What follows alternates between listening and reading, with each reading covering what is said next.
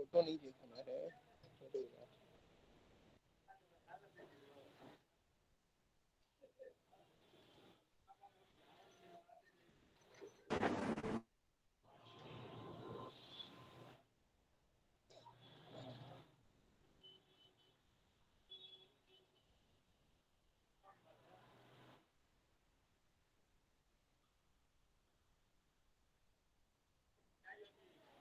ना हो भैया किनाई है ना ही जीते के स्थिति अब जाओ घर खाती मंगले बनी और बाहर रहलो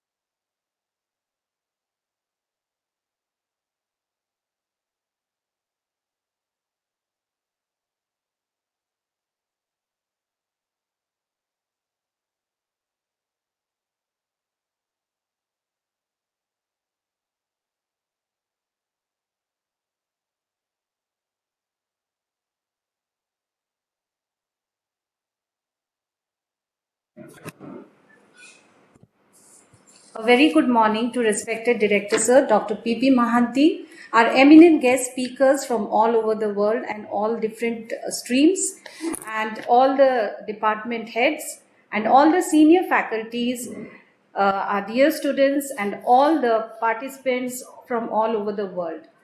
So today we are celebrating the World Schizophrenia Day. World Schizophrenia Awareness Day is commemorated every year on May 24th. It is a day dedicated to raising the awareness of mental illness that affects over 20 million people worldwide. Schizophrenia is highly stigmatized since it's not talked about and lack of accurate representation in the media. World Schizophrenia Awareness Day was created to fight against stigma and to make it easier for people to seek different resources to get help. It lifts the lid on the challenges that thousands of people with schizophrenia from all over the world have to contend with every day of their lives. So, on this occasion, the Department of Occupational Therapy NILD is privileged to organize this World Schizophrenia Awareness Day. So, to quickly start with the program, I would like to invite our DDA in charge and HOD Physiotherapy Department, Mr. Praveen Kumar sir, to please present the inaugural address. Over to you, sir. Thank you, ma'am. Uh, First of all, I would like to welcome all the participants. And on behalf of National Institute for Locomotor Disabilities, I would like to welcome today's speaker of this webinar, Professor Dr. Payal Talukdar, Associate Professor and Head of Department Psychiatry, RG Kar Medical College, Kolkata. I would like to also welcome Dr. Ajay Haldar, Assistant Professor Psychiatry, Sagar Datta Medical College and Hospital, Kolkata. Mrs. Sudeepa Basu, clinical psychologist, and our own faculty, Sri Jiten Mahapatra, Lecturer Occupational Therapy, NILT Kolkata. I would like to welcome everyone on today's this awareness program on Schizophrenia Day. As this day is celebrated for the increasing the awareness among the people. Earlier, it has been thought that uh, this is a stigma. Nobody used to talk about this. Recently, in a Lancet, it अभी has नहीं जा खुला होगा यार अभी खुला होगा हमारा everybody account requested to please mute your mic. 4 बजे चलना अभी चलेंगे So recently, I have gone through one journal in Lancet. It has been published that every seventh individual in India, every seventh individual has got some sort of mental illness. So it is a quite large number of the people who is having some sort of mental illness, and as we know, we have a feeling how we can talk about this to the other people. So this communication, if we more talk about this disorders, we can come out with the some sort of it's uh, we can resolve the issue, and we can get more awareness regarding that treatment which are available to overcome this problem.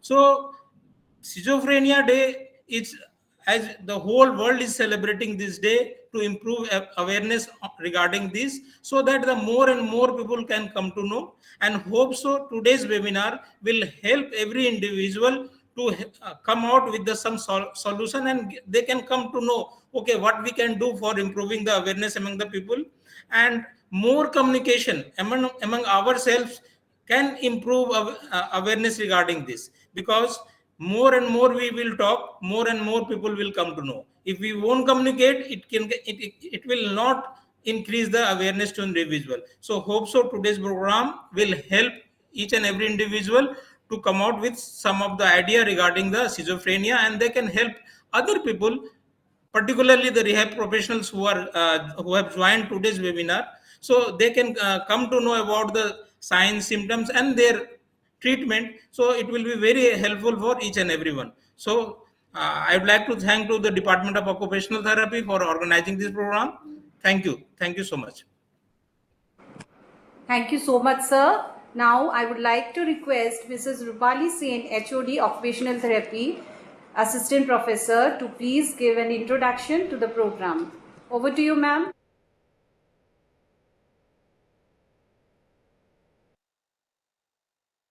Awareness Day. We are welcoming everybody in everywhere in our world, including our participants, our senior colleagues, our junior colleagues, and all our students and all. Actually, this day is celebrating for the schizophrenia, but we should know one thing, that so many myths and superstitions in our societies they are regarding the schizophrenia, that whenever we see the schizophrenia patient or some person on the road, we are usually have seen. Sorry. Uh, Actually, we have usually have already have seen that in the road or on a means person with the madness. We are called a mad person, but actually they have the particular problems. We have seen maximum schizophrenic patients, and they have some particular problem. So this awareness among the general people also very much needed, because whenever this problem will be started, the delusion, hallucinations, or the problem simple in the thinking. The person will be changed, dementia, the loss of memory, some problem will see the family member, then should be recognize the person, and then and there should go for the treatment. The in every hospital now psychiatrist is there and psychologist is there, need the treatment properly, and if they are treated properly, then this problem will be solved in the very beginning. So that's why you have arranged this program for the awareness for the general peoples as well as for the rehab professionals, because we are the rehab professional, we are facing this problem in the maximum patients. Means actually in NILD they are not coming particular schizophrenic patient, but those patients are coming here the physical illness or physical disabilities. Maybe they have some the problem, the schizophrenic delusion hallucinations, so that may be treated fast, because we know if we want to improve the physical health, then we have to improve mental health. That is very much important. That's why we have started our psychiatric department in occupational therapy, and also in our syllabus also there. That's why we are dealing where we want to deal the patients. So our request also, please refer the patients here so that we can treat the schizophrenic patient as well as other patients also, and so that we can give a better life. That is our motto, to give the better life to any mental health patients as well as schizophrenic patients. Thank you very much. And again, I am welcoming everybody. My request is, please listen, because so many eminent we have arranged very short time our speakers, and if any questions you have, please ask at the end of the any speaker, and then they will clear your doubt. Thank you very much. Thank you very much, ma'am. I would now like to invite our first speaker, Ms. Sudeepa Basu, Consultant Clinical Psychologist, MSc MPhil in Clinical Psychology, University of Calcutta. Ma'am has 11 years of experience in this field. Her area of expertise are psychometric assessment, neuropsychological evaluation, and psychotherapies across all age groups. Ma'am's area of interest are adult and child-based CBT, trauma therapies, mindfulness-based therapies, compassion-focused therapies, and IPSRT. Her areas of interest include childhood, externalizing and internalizing disorders, autism, OCD, personality disorders, anxiety disorders, depression, trauma, dementia, and cognitive impairment. So I would like to ma'am to please start her experiences and share her experiences. Ma'am has given her time in a very short, we had just called her and requested her from a busy schedule just a day back. So we are very grateful and thankful to ma'am for sparing her time from the busy schedule. Over to you, ma'am. Thank you, ma'am. Thank you for giving me the opportunity to speak in this platform. Should I start my PowerPoint presentation? Yes, ma'am. Yes. Thank you.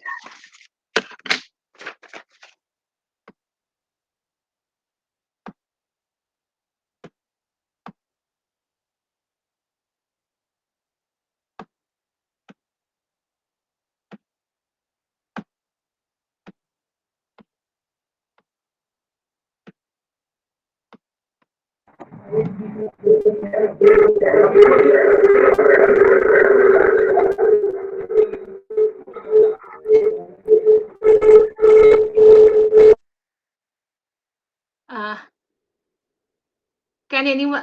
Is there a? Am I audible to everyone? Yes, ma'am. And can you say that already it's been started, that PowerPoint presentation? Is it okay? Should I start? Yes, ma'am. You can start just full screen. You can share. It's in full screen. Okay, ma'am. Slideshow mode. Just a minute.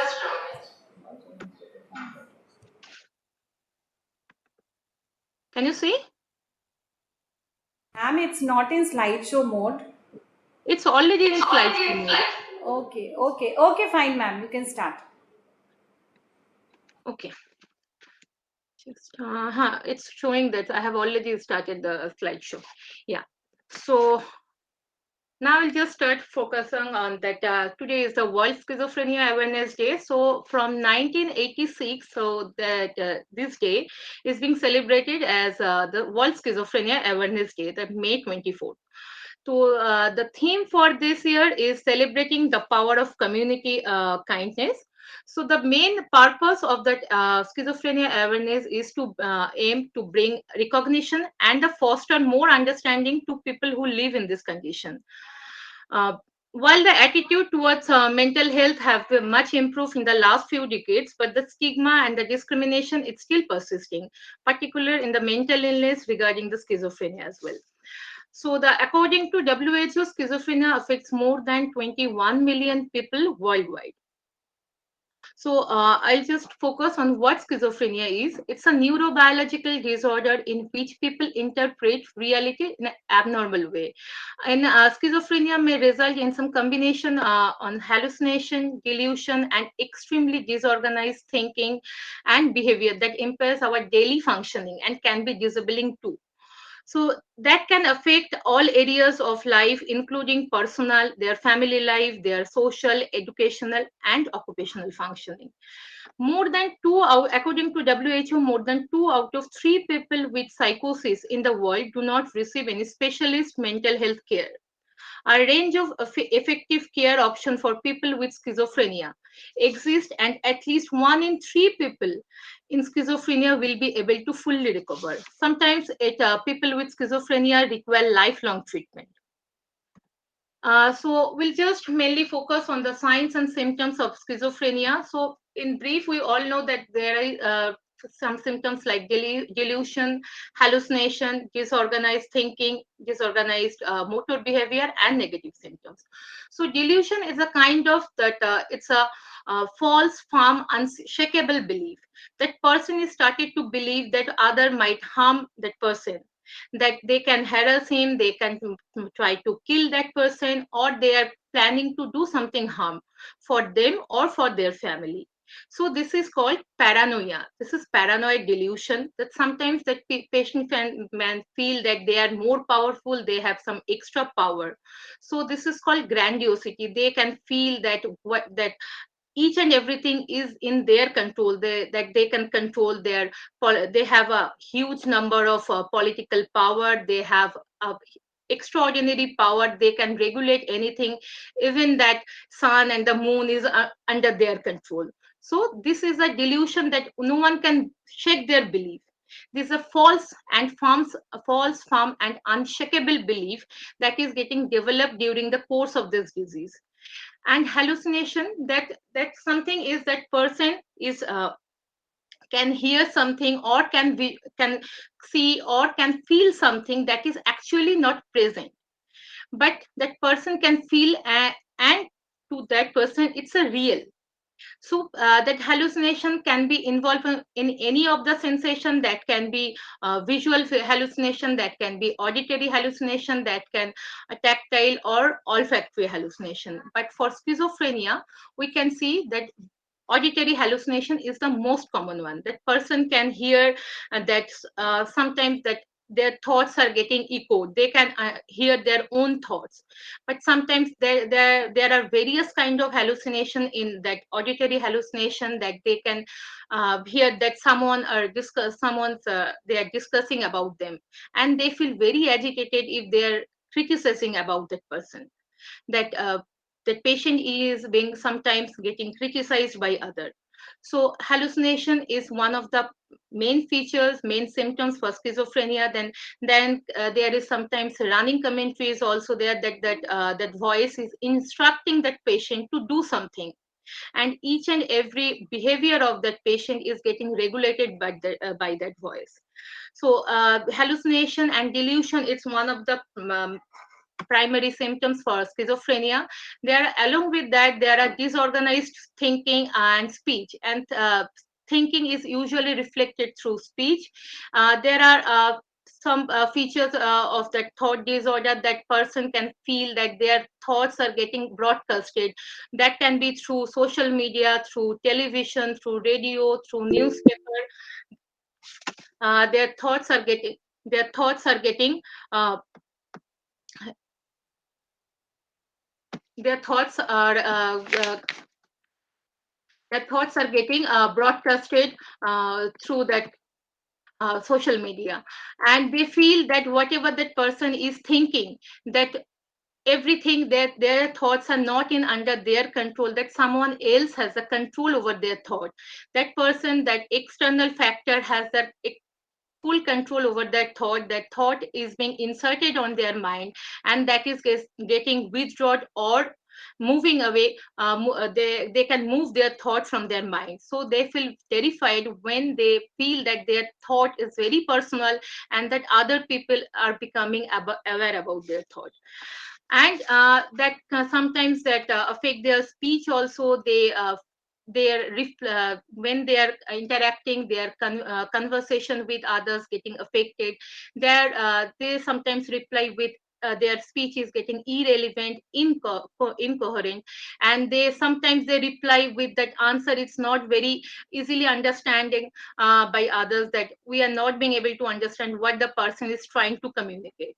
And there are negative symptoms. Now I'll focus on what negative symptoms is. Whatever the symptoms they present, that broadly classified into two groups, that is positive symptoms and negative symptoms.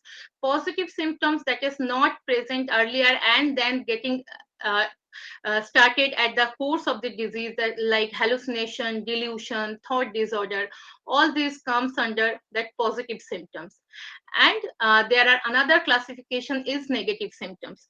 So negative symptoms is kind of that that includes a loss or decrease in the ability to initiate plan, that there are poor self-care, they are not being able to maintain the basic personal hygiene, they are not being able to care for their own and for their family members, they are just confined into a room, they are not interacting, they are not doing the basic household activities or the other activities they used to do earlier.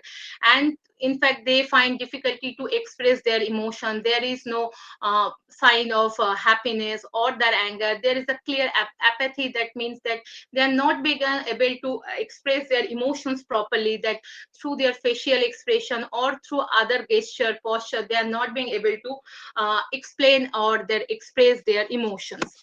So that emotion, that symptoms for that early phase, it's mostly sometimes it started with depression or hostility or suspiciousness. That sometimes they try to react in a very in a minor thing, that the extreme reaction is obvious, is evident with the little bit of criticism. They react very negatively or in a very violent way if anyone criticizes that person or the patient. Deterioration of personal hygiene is one of the early symptoms for that schizophrenia, that there is a flat and expressionless gaze. They are not expressing their emotions through their facial expression or through their gesture. In fact, for teenagers, there is a withdrawal from friends and family, a drop in the performance in the school or their college, and they find difficulty in falling in sleep in the night at night, or there is a constant irritability or depressed mood or lack of motivation in doing things they used to do earlier, and they are not being able to report the reason why they are feeling like this, why this made to react in that way. Along with that, there are certain cognitive symptoms are also present. Those who are suffering from schizophrenia, that sometimes that can affect their cognitive abilities, like they are not being able to focus on that thing very easily. They find difficulty in decision making, planning, problem solving, or there is a clear impairment in their. Sometimes it shows if that person is suffering from schizophrenia for a longer period of time, that can affect their memory, their attention, and their power to their cognitive skills. The epidemiology of schizophrenia, it's that the prevalence of schizophrenia, it's like that in a worldwide study, it shows that 24 million people, that is 1 in 300 worldwide, it's diagnosed with schizophrenia. This rate is around 1 in 2020 in 222 in some other studies in among adults. In India, in a study in 2005, there is a prevalence of schizophrenia in India is 3 in 1,000 people. So that the thing is like that the age of onset is most often during the late adolescence and the 20s, and peak ages of onset are 20 to 28 for male and 26 to 32 years for females. So sometimes we can see that there are some cases of childhood schizophrenia, so that for that the below 13 age also we can diagnose with childhood schizophrenia. And there are sometimes we can get the onset around after 40, that 40 to 60, sometimes it's a late onset, and that after 60 if anyone is diagnosed with schizophrenia, it's a very late onset. For gender issue, that schizophrenia is diagnosed with 1.5 times more frequently in males than females. So typically it appears earlier in men also. So that age is mostly started to emerge this illness around that late adolescence and the 20s, and it's more with the men. So for treatment, I'm not going to in detail. So there are already two psychiatrists. They can elaborate this thing will be in detail. So there are mainly four types of treatments are available. There is one is pharmacological, so that the psychiatrist will start treatment with the antipsychotic. And apart from this, sometimes that medicine it's not working properly, so sometimes that patient is very difficult to manage at home, that patient is getting violent, and that family members are not being able to handle properly. So sometimes that hospitalizations are also required. And ECT, the electroconvulsive therapy, is one of the part of the treatment for schizophrenia. For non-pharmacological therapy treatment, there are certain options like individual therapy, social skill training, family therapy. So for individual therapy, the main focus is to identifying or the psychoeducation of that illness and that course and prognosis, and for the compliance for the treatment, so that patient has a clear compliance with the treatment and follow the basic protocol. And with the individual therapy with the CBT, that we can help the patient to identify their symptoms and to cope up and with their stress, and to challenge their thought process. So identifying their problem, their difficulties, their delusional thoughts, and to modify that thing. And that was for schizophrenia, sometimes it affects their social skills. I have already mentioned that uh, uh, non-social skill training help them to cope up with their stress, and along with that to develop their social skill. So that has already there is a deficit in that area, so that will help to develop their skills. And family. Excuse me, ma'am. I Sorry. would like to interrupt. Ma'am, I would like to just interrupt. Your slide is not moving, ma'am. It's on It's one. not moving. No, ma'am. No.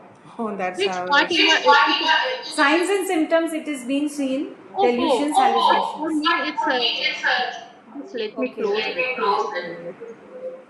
Okay, ma'am. Fine. You just take your Just let time. me stop sharing once. Okay, Okay, okay, ma'am. ma'am.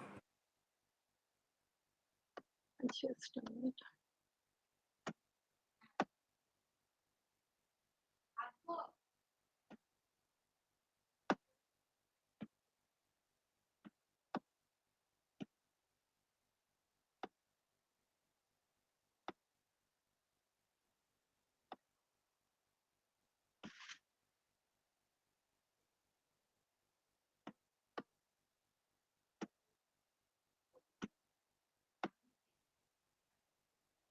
Now can you see?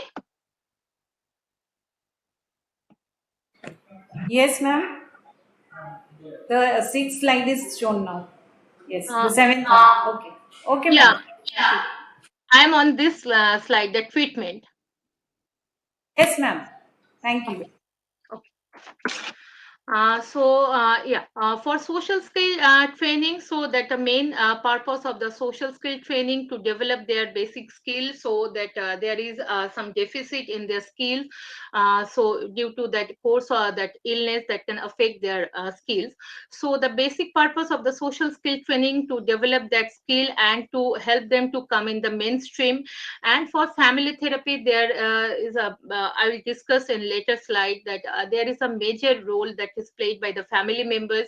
So family therapy usually help that to maintain the balance and to properly they can manage their emotions with the patient. So family therapy is to maintain that properly, so they can help to come out there from that illness, and for maintaining their recovery and to control the relapse. And vocational rehabilitation is the main purpose, that if that person is suffering from schizophrenia for a long period of time, that can affect their cognitive abilities, I have already mentioned. So the vocational rehabilitation, its a basic purpose is to make that person financially independent, so that person can be financially independent and can live a meaningful life. Okay, so now I'll just focus on the role of family in that the schizophrenia. So this is not that only person, those who is diagnosed with schizophrenia, that person only is suffering from that illness. The entire family is getting affected by the diagnosis or that illness. So it's not that only that person is the main who is the suffer from that illness, that it's the her his or her near and dear ones also getting affected by that disease. So there is a in fact the schizophrenia can affect that others life, family members life, that they can affect, that illness can affect. And family members also has a major role in that prognosis.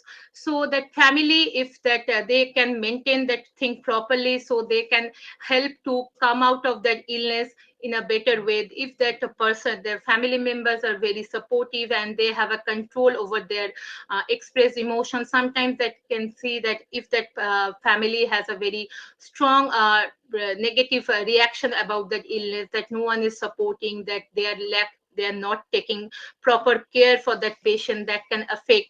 And if that there is a real in fact after recovering also there is a relapse of that disease, so their family members have plays a major role in that the schizophrenia. They also suffer from the caregiver burden. Those who are the primary caregiver of the schizophrenic, they also need support from us. So they also go through a very difficult time. Sometimes it's very difficult for that primary caregiver to manage or to maintain that responsibility. So that caregiver and that patient both are needed support from us, so that family members can help to maintain the disease, and that can aggravate that relapse also, and at the same time they can help the patient to come out of that illness also. So family members are also plays a major role in schizophrenia. Community issues is so for today topic is already that power of community kindness, so I'll focus that the community also there is lots of issues that patient usually faces, like that human rights we Rupali our ma'am already has told that usually they get stigmatized by mad, or there are lots of issues that uh, that very negative critical comments they usually face. So community issues, like they get stigmatized because of their mental illness, or like schizophrenia, it's the most serious mental disorder in the psychiatry field. So they usually get discriminated by just because of by their uh, illness or their disease. They don't get the basic human rights. In fact, they mostly they get neglect, or sometimes they family members uh, help them to get admitted in hospital, but they don't give the proper address also. So they after that their recovery also, they don't get the chance to come back their home. So there is a feeling of abandonment just because of their illness. In fact, they just don't know the most of the time, if they get proper treatment, that person is able to come out of that illness. But that there is sometimes that because of that lack of support from the society and the family, so they become abandoned and homeless. In fact, after staying there in a hospital for a longer period of time, they again there is a high chance for the relapse for the patient after, in fact after recovery also. In fact, just because of their they have a tendency to not being able to communicate with others, they just have some, for they are talking to self, they are reacting in a different way. So there is a chance for they are getting abused by by their families and their society, and they are getting neglected. In fact, they just don't get the proper respect that they used to get. So there is a human right violation, the stigma, that person is mentally ill, that person is mad, or their chance to avoid or to neglect that person just because of that person is diagnosed with schizophrenia. There is a high chance for abandonment, homelessness, and they get abused by their near and dear ones and the other members of the society. And they are getting bullied in their workplace, in their family life, and every aspect of their life. So the power of community thus now will focus. If we are now we are focusing on the awareness, or we just want to give a better support for that person. So now first we have to accept that it's a illness, and this is not intentionally that patient is creating that problem. It's a neurobiological in origin. There is a high chance that it runs in the family. So we have to accept it's a illness like other illness. So we have to give the maximum support to the patient, and we have to be kind and sympathetic towards a patient, so that at least they after recovery there is if we give the maximum amount of that support, then positive care, love, care and respect, and that basic thing, the acceptance. So maybe then we can help them to stay in a better position, so there will be lack of relapse in the future, so their recovery will be can last it for a longer period of time.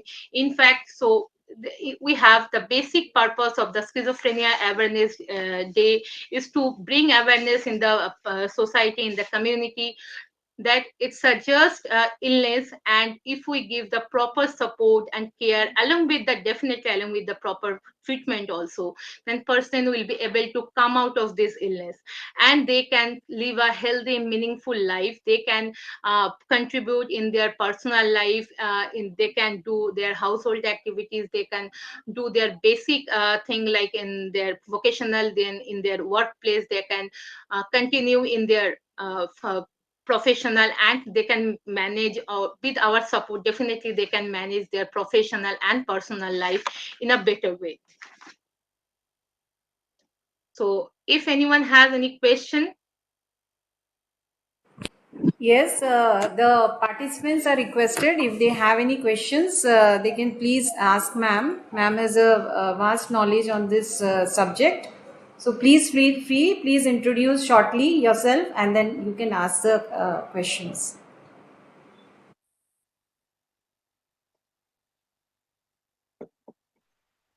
Good morning. Am I audible? Yes. Ma'am, thank you for a very nice enriching session. Ma'am, with your experience, I would just like to know if at all you have ever heard this come across this word called Kundalini psychosis. Uh, Not really.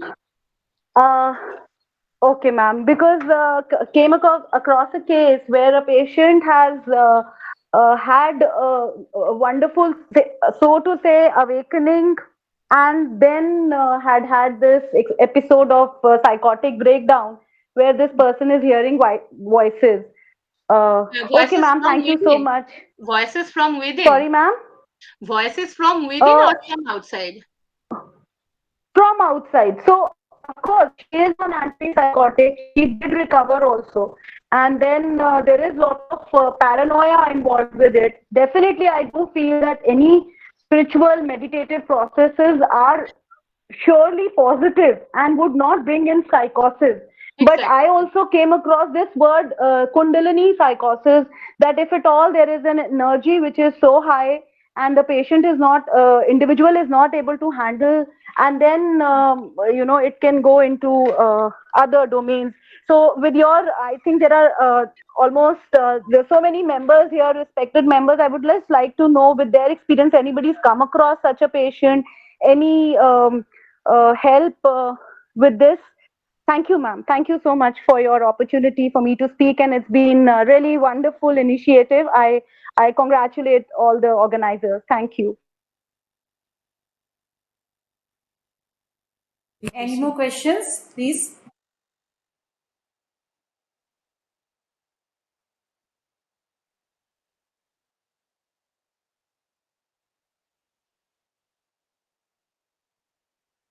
Thank you, Sheshkaro. Okay, I think ma'am has already given so much of information. Ma'am, I extend my regards and thankfulness to you for sharing your knowledge with us. And in a very short time, ma'am has given a consent. It's really nice, ma'am. Thank you so much from NILD Department of Occupational Therapy for sharing your knowledge. And ma'am is a clinical psychologist, and she's working privately. So those who are having any problem, they can contact ma'am. Thank you so much, ma'am. Thank you so much. Thank you. Thank you, ma'am.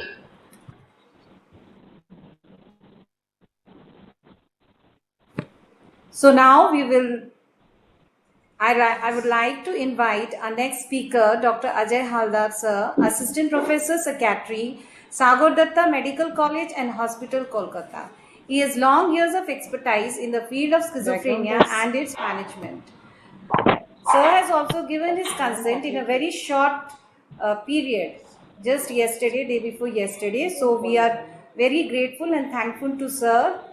Sir, over to you, Sir. Ajay Haldar, sir. Morning, everyone. I am Dr. Ajay Haldar, Assistant Professor Psychiatry, College of Medicine and Sagar Datta Medical College. Now I shall tell about overview of psychiatry, overview of schizophrenia, and role of a psychiatry to handle the case of a schizophrenia. Initially, term dementia of later on employed and that schizophrenia. Now come to the point, what is schizophrenia? Schizophrenia literally means fragmented mind. Schizophrenia is one of the most complex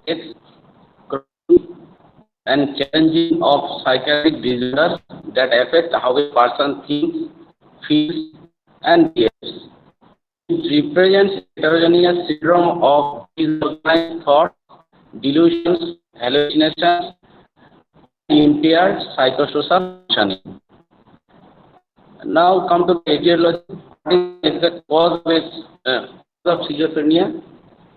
While many factors have been associated with developing schizophrenia, including genetics, early environment, neurology, and psychological and social processes, the exact cause of the disease is still unknown. It is believed that brain dysfunction and imbalance of neurochemicals is responsible for this disease. There are several hypotheses about viral infection and immune disorder. Schizophrenia may be triggered by environmental events such as viral disorder. For instance, babies whose mothers get flu while they are pregnant are at higher risk of developing schizophrenia later in life. People who are hospitalized for severe infection are also at higher risk. Scientists recognize that the disorder tends to run in families and that a person inherits a tendency to develop the disease. Similar to some other genetically related illness, schizophrenia may appear when the body undergoes hormonal and physiological changes. The risk of developing schizophrenia increases to approximately 10% if a first-degree relative has the illness, and to 3% if a second-degree relative has the illness. If both parents have schizophrenia, the risk of producing schizophrenic offspring increases up to 40%. Epidemiology. The prevalence of schizophrenia ranges from 0.6% to 1.9%, with an average of approximately 1%. Schizophrenia most commonly is onset in late adolescence or early adulthood and rarely occurs before adolescence or after the age of 40 years. The peak age of onset 20 to 38 years for male and 26 to 32 years for female. Slightly more men are diagnosed with schizophrenia than women. on the order of 1.4:1 ratio, and women tend to be diagnosed later in life than men. Types, there are various types of schizophrenia, like paranoid schizophrenia. It is the most common form of schizophrenia. Prominent features are mainly hallucinations and or delusions. It may develop at later age than other type of schizophrenia. Speech and emotions may be unaffected. Patients at risk of suicidal and violent behavior under influence of delusions in this case. Disorganized schizophrenia. In this case, behavior of patient is disorganized without any purpose. Thoughts are disorganized, difficult to understand by others, giving health complaints, grimacing, and mannerism are very common. Delusions are hallucination or thing, usually develop at the age of 15 to 25 years. Catatonic schizophrenia, this is a rarer form of schizophrenia. Unusual body movement, often switching between extreme of overactivity and illness, unable to talk properly. Undifferentiated schizophrenia, some characteristic of paranoid, schizophrenic, or catatonic schizophrenia, but does not obviously be on of type. Residual schizophrenia, past history of psychosis, but only having negative symptoms. Schizophrenia patient has various symptoms. Among the most commonly are positive symptoms, negative symptoms, and cognitive symptoms. The positive symptoms are mainly delusions, hallucinations, and disorganized thoughts. Negative symptoms, negative does not refer to a person's attitude, but indeed to lack of characteristics that should be present. This includes reduced speech, even when encouraged to interact, lack of emotional and facial expression, diminished ability to begin and sustain activity, decreased ability to find pleasure in everyday, and social withdrawing. Cognitive deficiency, there is lack in attention, concentration, and memory also. Signs, as I told earlier, delusion is the symptom of schizophrenia. What is delusion? Delusion is basically a belief that is not based in reality, whereas hallucination is in seeing or hearing things that does not exist. Disorganized speech and thinking.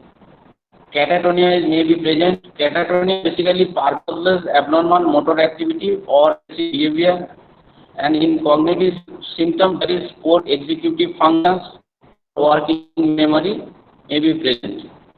The effect, reduced expression of emotions via facial expression or voice tone, alogia, reduced speech, aberration, ability to and activity, anhedonia, inability to experience pleasure, asociality, withdrawal from social contact, and the patient will be reluctant to perform everyday tasks also. Now, pathophysiology, there are several hypotheses about the cause of schizophrenia. The main hypothesis is dopamine hypothesis. Numerous positron emission tomography, that is PET studies have shown dopaminergic hyperactivity in the nucleus accumbens and dopaminergic hypofunction in frontotemporal region are the main etiological factors. It studies using D2-specific ligand provide data suggesting increased densities of D2 receptors in the nucleus accumbens. Case studies assessing D1 functions and the subpopulations of schizophrenic may have decreased densities of D1 receptor in the prefrontal cortex. The positive symptoms are thought to result from overactivity in the mesolimbic dopaminergic pathway, activating D2 receptors, whereas negative symptoms may result from decreased activity in the mesocortical dopaminergic pathway where receptors predominant. The main pathway which are responsible for schizophrenia are mainly mesolimbic pathway, mesocortical pathway, nigrostriatal pathway, and tuberohypophyseal pathway. Nigrostriatal pathway is origin from the substantia nigra and innervation occurs in stratum. Its main function is the body movement. Mesolimbic pathway is origin from central tegmentum. It is the area of brain and its innervation at the nucleus accumbens and amygdala. Its main function is arousal, stimulus processing, motivational behavior. Mesocortical pathway it origins from ventral tegmentum and innervation occurs in frontal and prefrontal cortex. Its function is cognition, communication, social function, response to stress, and tuberohypophyseal pathway or tuberoinfanticular pathway is origin from hypothalamus and innervation occurs pituitary. Its main function is lipid protein release. So the role of mesocortical pathway dysfunction, that is hypofunction. Hypofunction of mesocortical pathway is responsible mainly for negative and cognitive symptoms, and overactive or hyperfunction of mesolimbic pathway is responsible for positive symptoms. There is another hypothesis of glutamate hypothesis. In this case, NMDA receptor hypofunction is thought to reduce the level of activity in the mesocortical dopaminergic neurons. This would result a decrease in dopamine release in the prefrontal cortex and thus give rise to negative symptoms of schizophrenia. 5-hydroxytryptamine hypothesis. 5-hydroxytryptamine, that is serotonin. Serotonergic receptors are present on the dopaminergic actions, and it is known that stimulus of this receptor will decrease dopamine release in prefrontal cortex. Complication: schizophrenia patients have several complications sometimes, like depression. Depression afflicts approximately half of schizophrenic patients. Sadly, it is not always recognized or treated. It can significantly add to the suffering of the person. Additionally, comorbid depression increases the risk of suicide in schizophrenia. Anxiety: many individuals with schizophrenia also have an anxiety disorder, such as social anxiety disorder, post-traumatic stress disorder, generalized anxiety disorder, OCD, or panic disorder.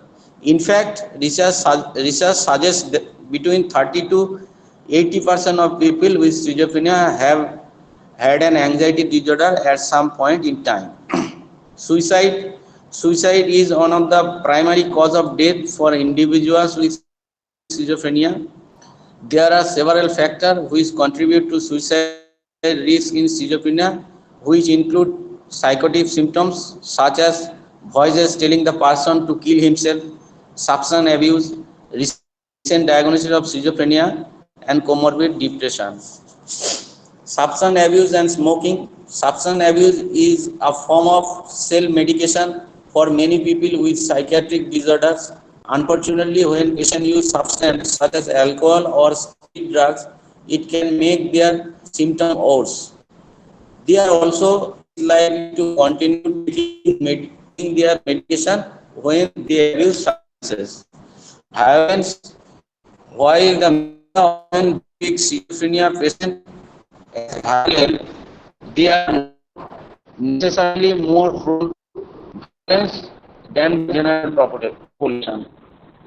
That being said, some factors can increase the risk of violent behavior in individuals with schizophrenia, such as delusions or common hallucination, a history of violent acts, or using alcohol or drugs. Especially bizarre type of mutilation, not uncommon with schizophrenia. Hallucinations and delusions can cause them to harm themselves in ways which can be very serious, such as attempting to remove finger or a body part. Now, A medical history should be taken by psychiatrist. A thorough medical history is the first step in the diagnosis of schizophrenia. This may be done to find other problems that could be causing symptoms and to check for any related complications. Blood test and remain a complete blood test is helpful to monitor general health and rule out other comorbidities that may be responsible for the symptoms. A blood test provides accurate information about involvement of drug. In some cases, certain imaging like MRI, CT scan may aid in the diagnosis. A doctor of mental health professional checks mental health status by observing the appearance of the patient and asking about his or her thoughts, moods, awareness. A person may have various symptoms like hallucination, disorganized behavior, disorganized speech, or catatonic behavior, presenting a strong hyperactivity, negative symptom, and impaired normal function. Now there are some prognostic factors. Of a schizophrenic patient. There are some good prognostic factors. There are some poor prognostic factors. The good prognostic factor, acute onset, is a good prognostic factor, whereas poor prognostic factor is onset. Short duration of is good prognostic factor, whereas poor one is long duration. Past of any disorder is good prognostic factor. Psychiatry is absent is a good factor, whereas past history of psychiatry illness present is the poor prognostic factor. Premorbid function is good prognostic factor, poor function is prognostic factor. If there is family schizophrenia, that is poor prognostic factor. Currently married is a prognostic factor, and no structural abnormality is a good prognostic factor. Now, if we come to the diagnosis, how a psychiatrist, mental health professional diagnose the disease? There are ICD and DSM diagnostic criteria, and there are A, B, C, D, E, F, G, H up to I. There are some diagnosis criteria, and all these diagnosis criteria, A to D criteria, a minimum symptom or usually 2 or more, less clear should be present, or symptom from at least 2 of the group referred to into A should be present at least 1 month. Now, if I go to the individual criteria, criteria A, there is mentioning thought echo.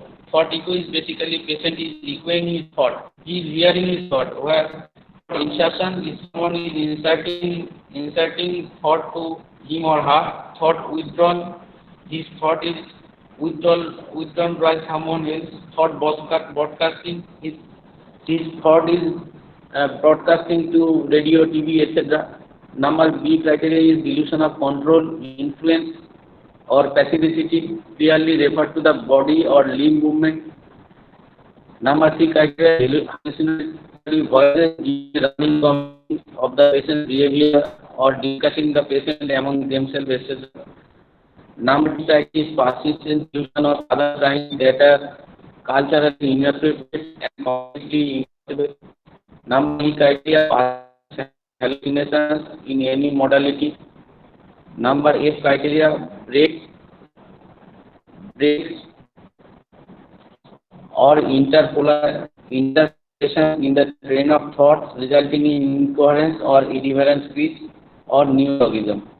Number G criteria is catatonic behavior specific. Number H criteria is negative symptom. And number criteria is significant and consistent change in overall quality of some aspect of personal behavior, loss of interest, withdrawal, etc. So this is the basic and overall overall overview of schizophrenia. That's all. Thank you. Thank you very much, sir, for sharing your knowledge with us. We are very grateful to sir to give his time for this, for celebrating, for commemorating this day, the World Schizophrenia Day. If any questions are there, you can ask, sir, the participants.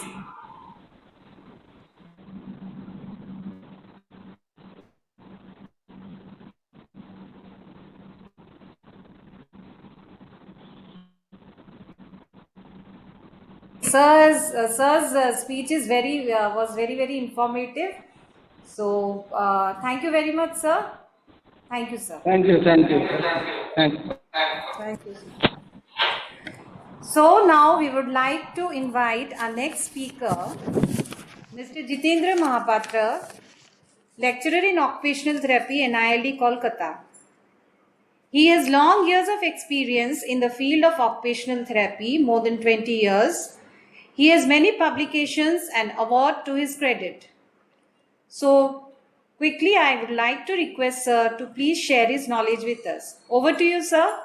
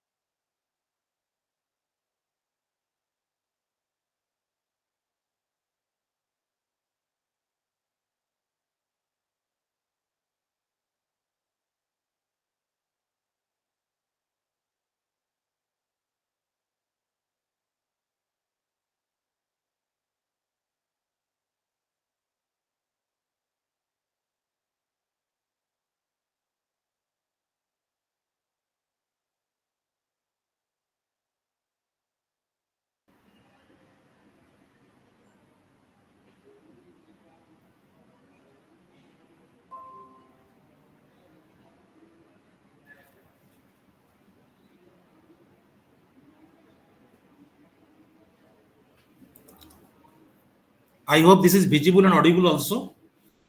Yes, sir. It's very audible and visible also. Thank you, sir.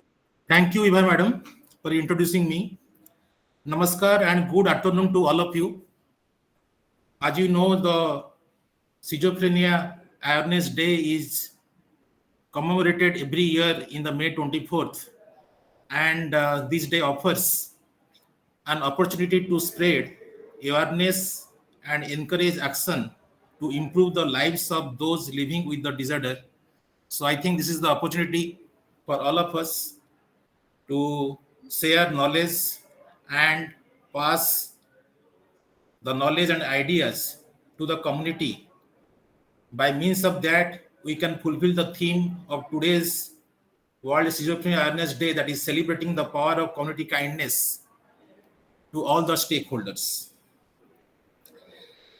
And this day also serve as an opportunity to support those living with the conditions and advocate for early detection and intervention, because from research it comes to picture that early detection and intervention brings better result.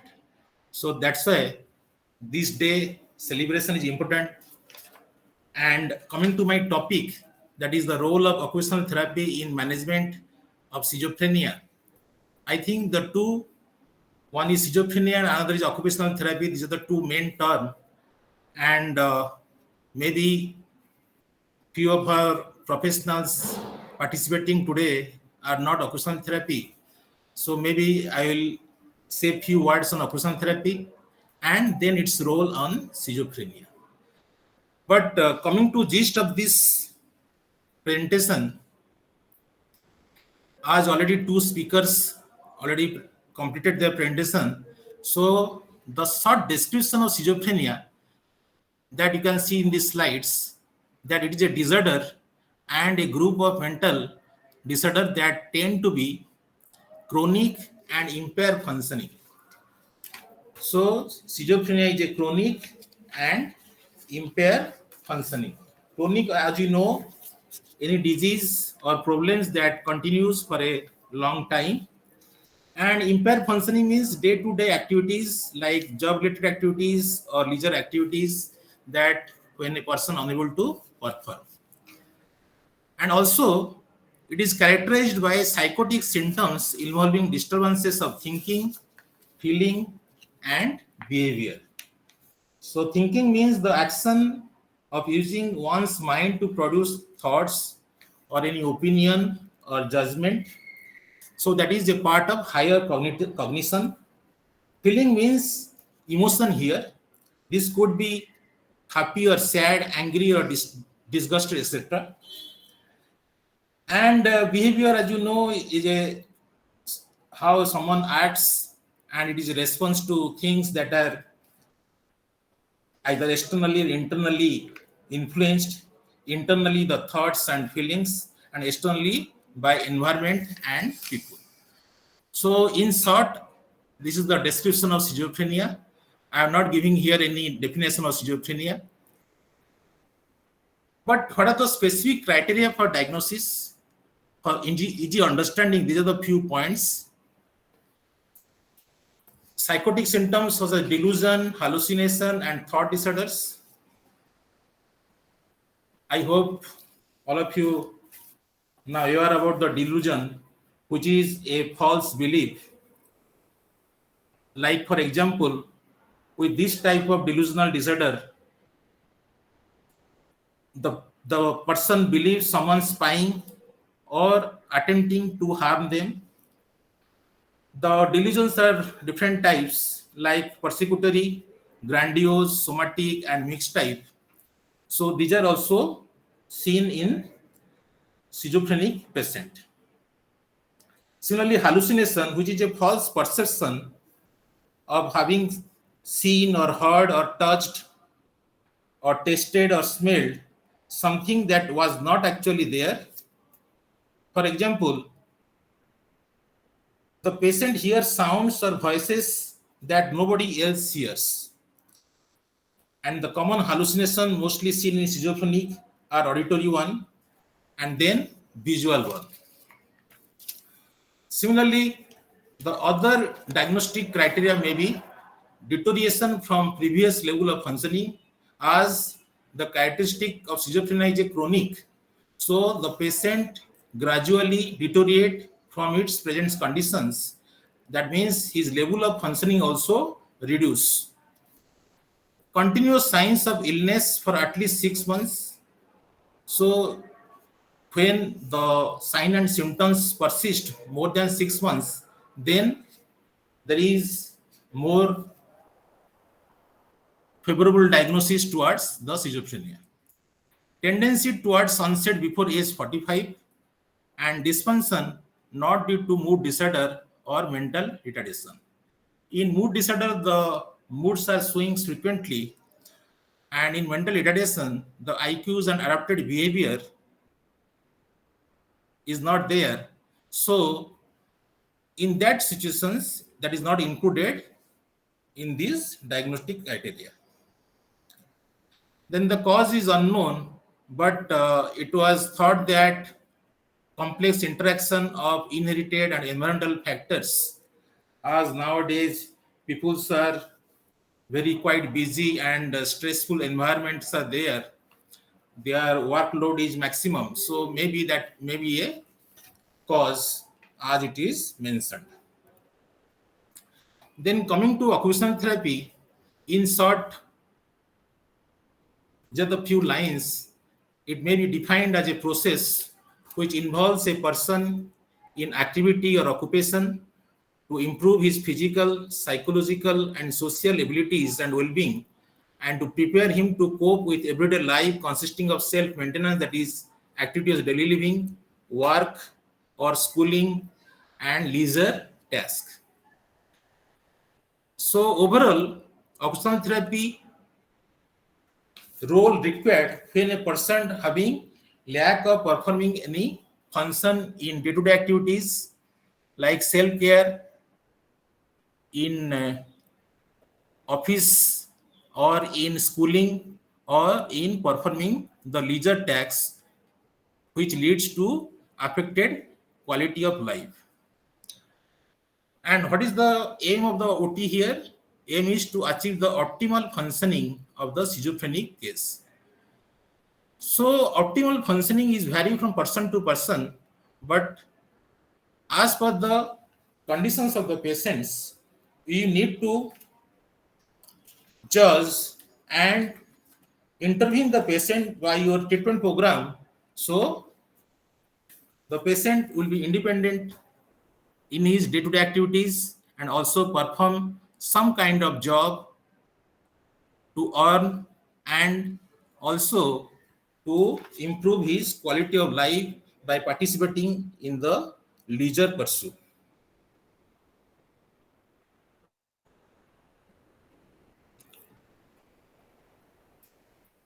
Now coming to the OT assessment part. In OT assessment, these are the few areas the therapist need to look into, like postural control and balance, gross movement pattern. Postural control and balance and gross movement patterns comes under the physical health, but in schizophrenia, as the patient is not participating much and mostly ideal and maintaining a posture where the movements are restricted. So that's why the positions of the body or the alignment of the body, the balance and the movement of the limbs all affected or somewhat affected. So in that case, we need to assess the postural control and balance, gross movement patterns, and how to assess. It may be assessed through subjective and objective way that I will show you a slide. Then stereotypical behavior, mostly isolation, loneliness, and shyness. These are the stereotypical behavior mostly seen that also need to observe. Sensory awareness and discrimination. In this, you have to identify all the 5 senses that the patient appreciate or not or discriminate or not. If the patient is not appreciating the sensation, then definitely his or her perception towards it also affected. So that's why hallucination is mostly seen because maybe sensory awareness and discrimination is affected. So to judge it, you need to assess the sensory awareness and discrimination through different tests. Then judgment of personal safety. Judgment here is a higher cognition which is required for personal safety. Without that, the safety of the persons affected, not only his or her, but also the surrounding people. So that also important to assess. Problem solving and decision making skills, again the higher cognition or executive functions that need to be assessed through various subjective and objective instruments. Reality testing to be tested by projective techniques and by few interview questionnaires. Orientation, which is a lower cognition to identify the time, place, person.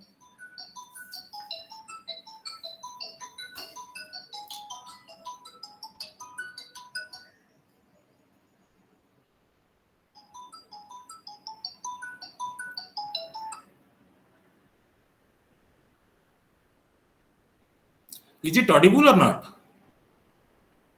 Yes, sir, it's audible. So you can take your time, sir, because it's very informative. So you can go a bit slow. This from a request from the audience, sir. Why we are Thank you, sir.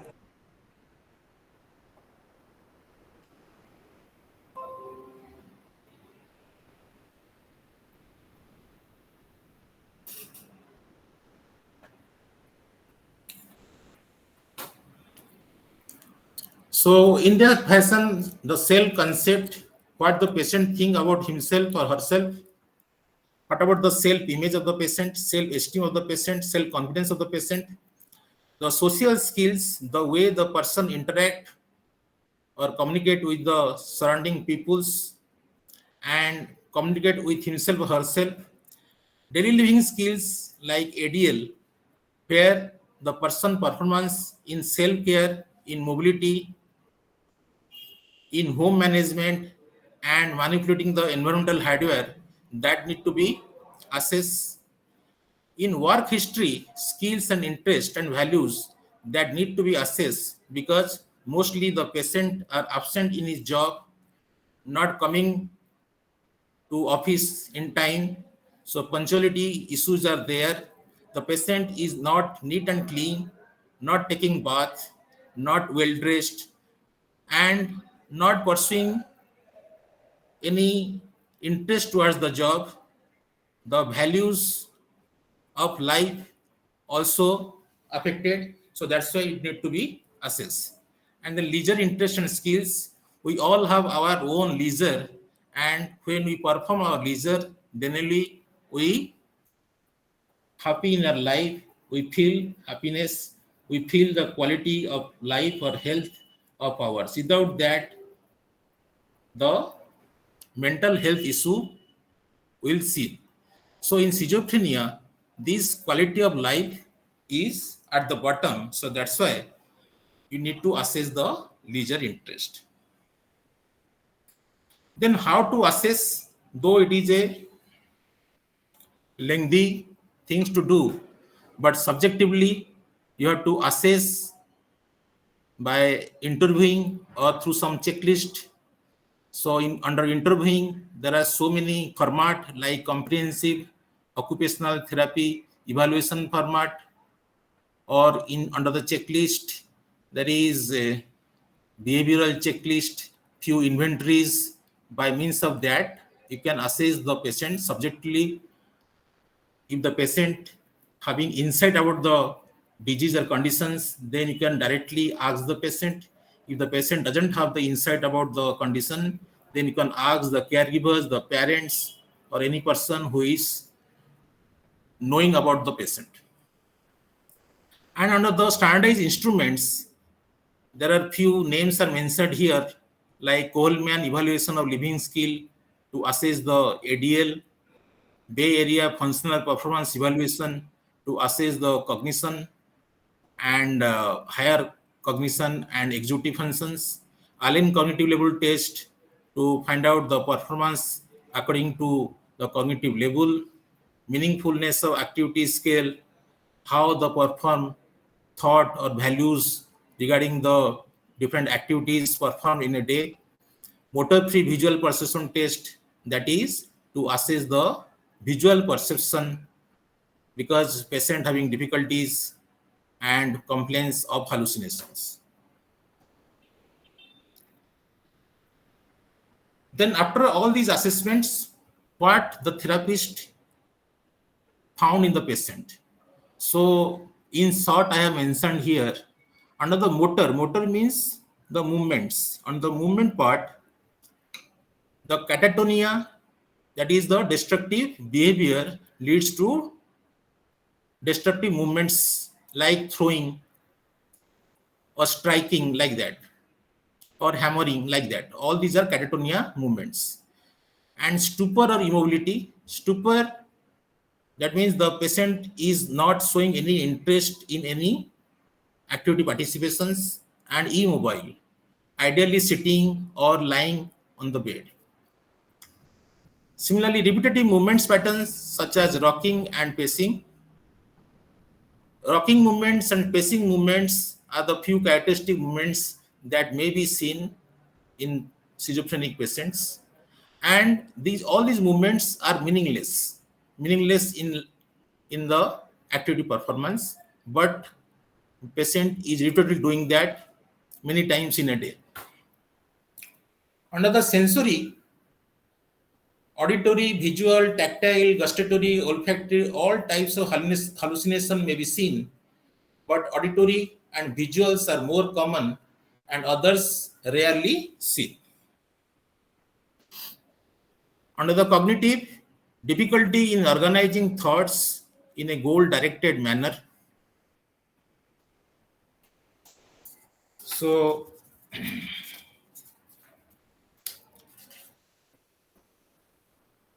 the person may have difficulty in organizing the thoughts.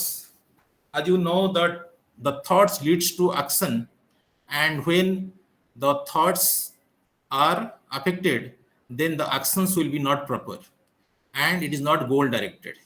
So that's why that need to be assessed, because we need a purposeful movement. Intrapersonal, blunted, the person may have blunted or flat affect. Blunted means there is lack of any emotion and apathy.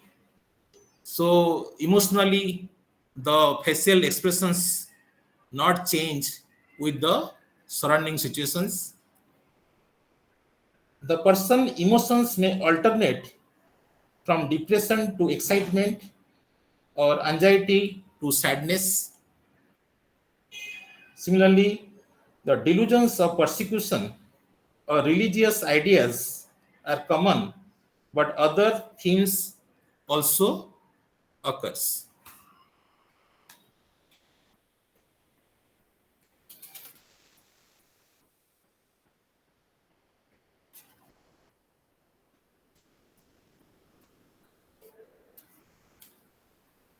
Under the interpersonal means the communication between the peoples, two or more peoples.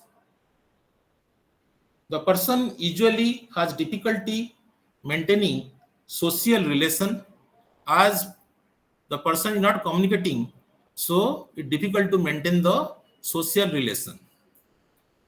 So from unsocial to towards the antisocial. So when the person is not social, then you can say unsocial.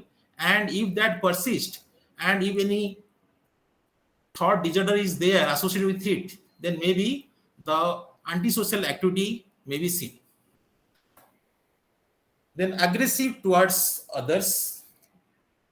So the person is catatonic behavior. The person is having catatonic behavior, so the person may become aggressive towards others. Under the self-care, the person may be indifferent to purpose of daily living. Under the work, the person may be unable to perform job tasks consistently. And under the leisure, the person usually has few leisure interests.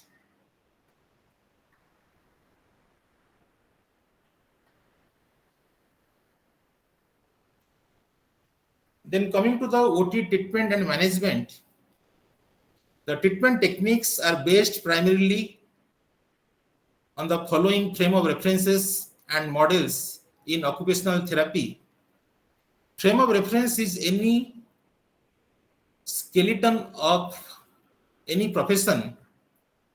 It links the theory to practice. So in occupational therapy, few frame of references like behavioral frame of references, cognitive behavioral frame of references, cognitive disability frame of references, psychodynamic frame of references. These are the few references that need to be used to assess the patient and treat the patient. So the techniques or the approach to manage the patient comes from all these frame of references. Similarly, the model in OT is when any treatment technique is well established and accepted universally for a particular group of patient or person or population, then that is called model. And model of human occupation and adaptation through occupation, these are the few models in occupational therapy that is also useful in treating the schizophrenic patient.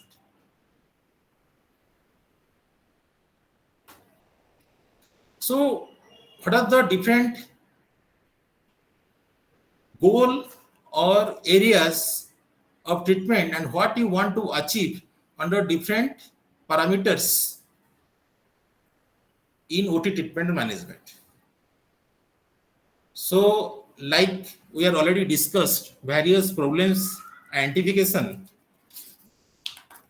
in motor, sensory, cognition, interpersonal. Similarly, here also in management, you have to go through different management under motor, under sensory, communication, etc.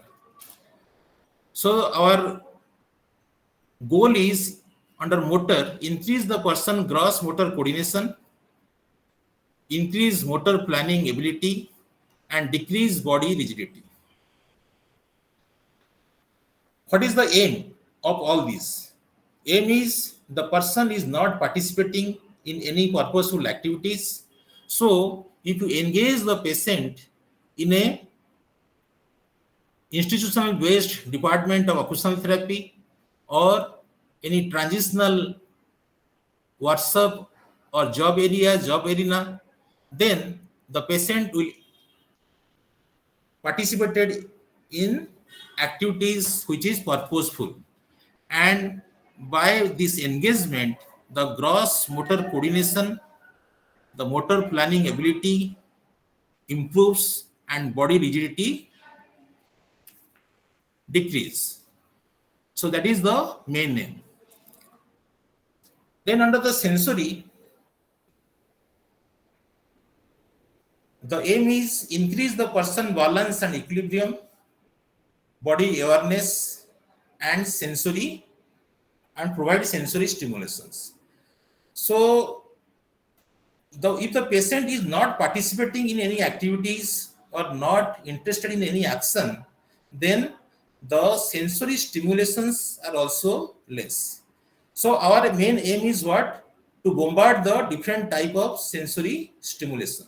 That's why nowadays there are different type of sensory rooms are seen or open up in various institutions or clinics, where in that sensory rooms patient comes and sit and relax, and all types of sensation bombarded.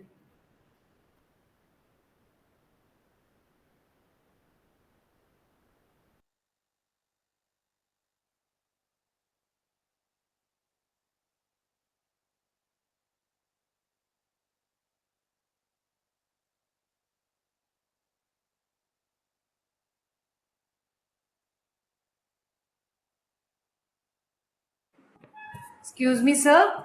Sir, you are not audible now.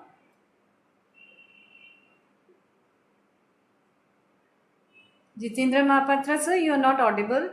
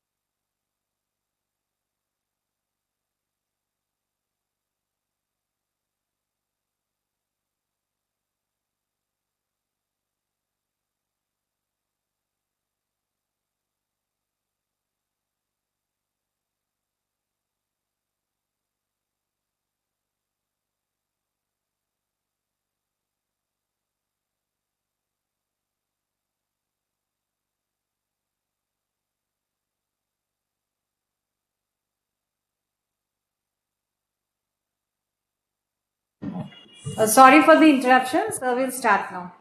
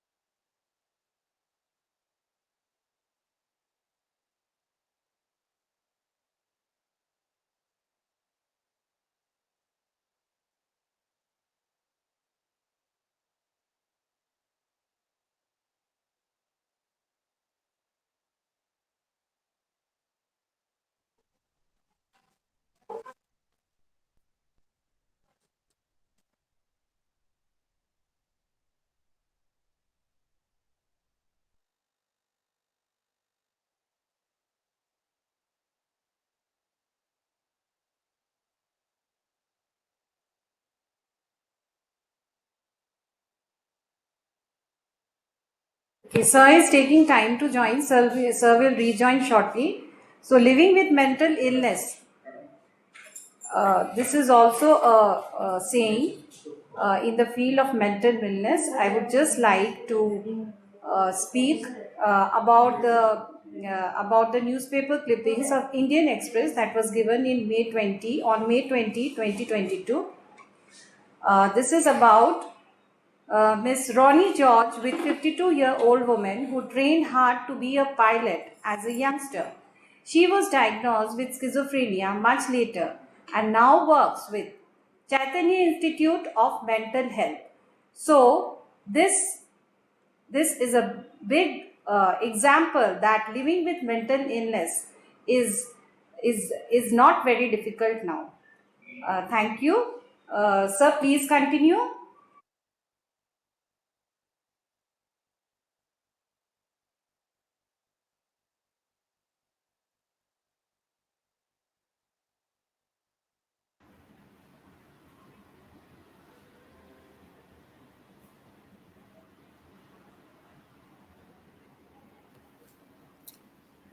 Is it visible and audible? Yes, sir. Sorry for the interruption. So, under the OT treatment management in cognition, our aim is to improve the problem solving abilities. That means we have to provide the opportunity of various situations, maybe simple to complex situations, and problem solving abilities in different work related activities, and ask the patient to perform it. And if you found the patient performing well, then we make it more complex, more graded one. If the person is not performing, then assist the person. So with different small tasks you can achieve by either forward chaining or backward chaining method.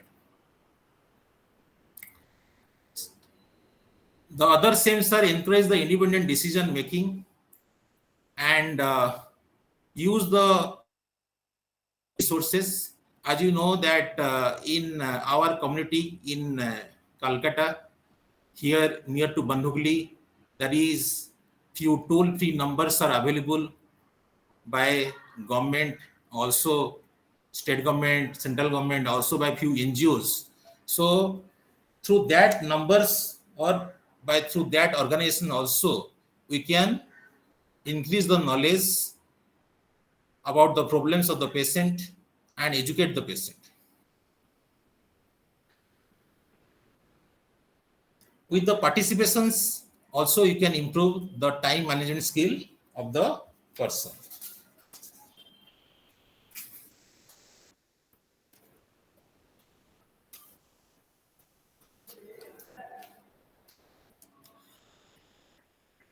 The person usually talking to himself or herself and looks or seems depressed. So to overcome that, you have to engage him in those activities where the patient having some interest or where the patient having some skills. So with the change in environment, with the change in situations, the person's depressed behavior will reduce. Similarly, decrease the inappropriate expression of anger. The patient having catatonic behavior is always shows his anger or self-injurious behavior. So in those cases, you have to decide those such type of activities where the extra energy of the person will be channelized and go out, like hammering or any throwing balls or catching balls or jumping, etc.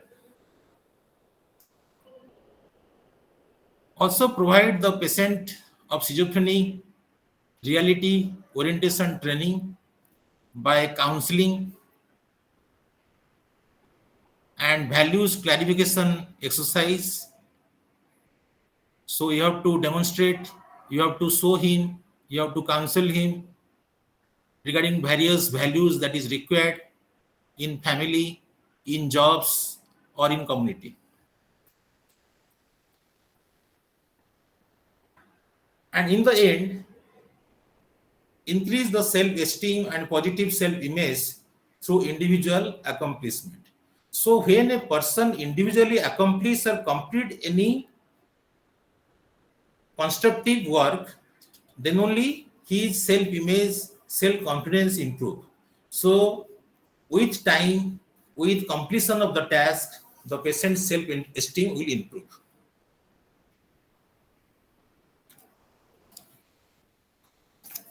Under the interpersonal,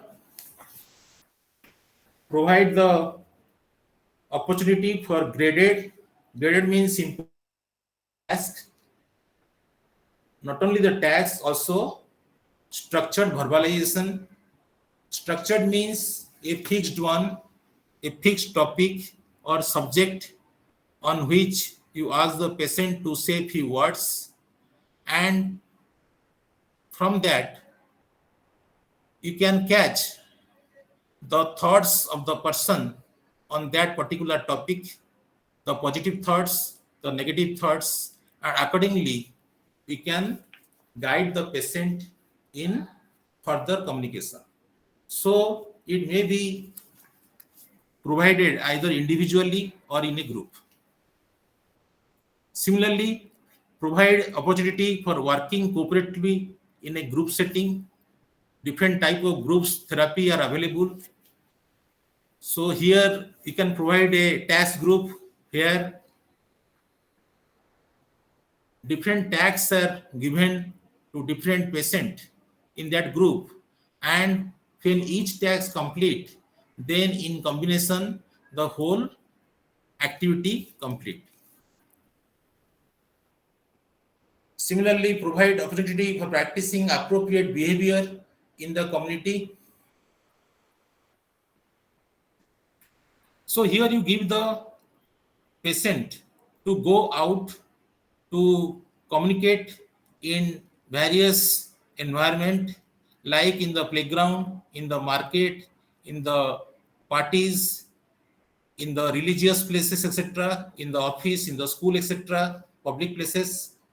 So from there, you can develop the appropriate behavior.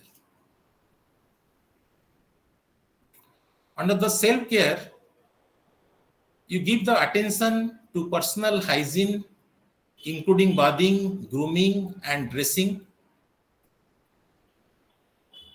And a reward system such as verbal praise for improving and maintaining personal appearance has been used successfully in these cases.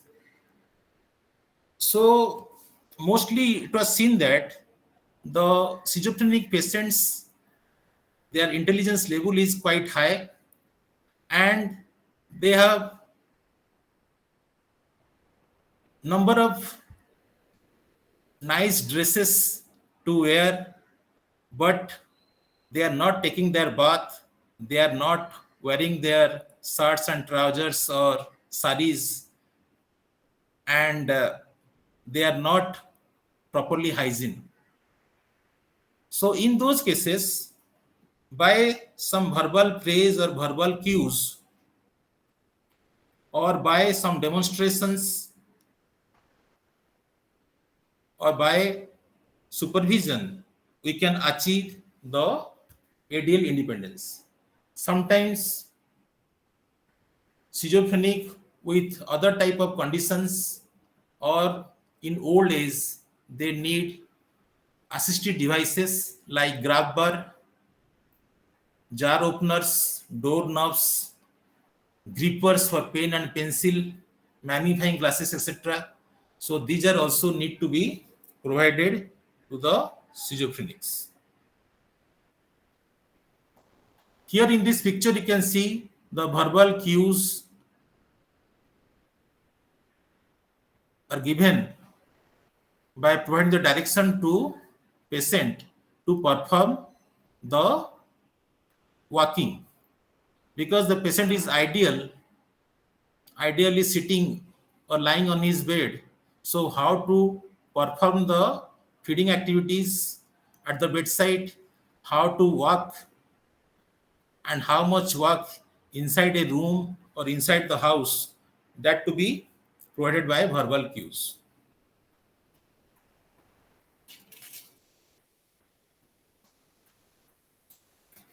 Under the work, improve the person work habit and work skills. As you know that the person is not coming to office in time, person is not communicating with the co-workers, the working area is dirty, patient, the schizophrenic not cleaning the working areas. So because of all these, the others are also affected. The work or job is also affected. So that for that reason, you need to improve the work habit, and not only the general work skill, but also few specific work skill need to be taught to the patient to improve his or her productivity. Similarly, if a person is unable to return to his original job due to some shortcomings, then you have to also provide the opportunity to try out the different jobs as per his functional capacity and physical capacity, work capacity. So you have to decide a job which is under the capacity level of the worker to earn. Under the leisure, provide the leisure counseling. What type of leisure will be beneficial for the patient or the patient having interest, that need to be provided, and recreate the leisure activity according to the patient ability. So we have different type of sports, games, art, craft, music, dance, but maybe that difficult for the patient to perform due to the time associated with it or the standardization of the games rules or performance. So as per the ability of the person, you have to modify it.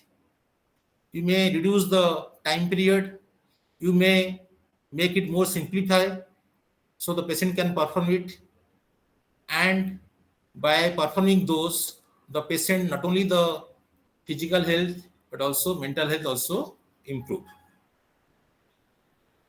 So the ultimate aim is to encourage the participation in various events, sports, games, music, etc.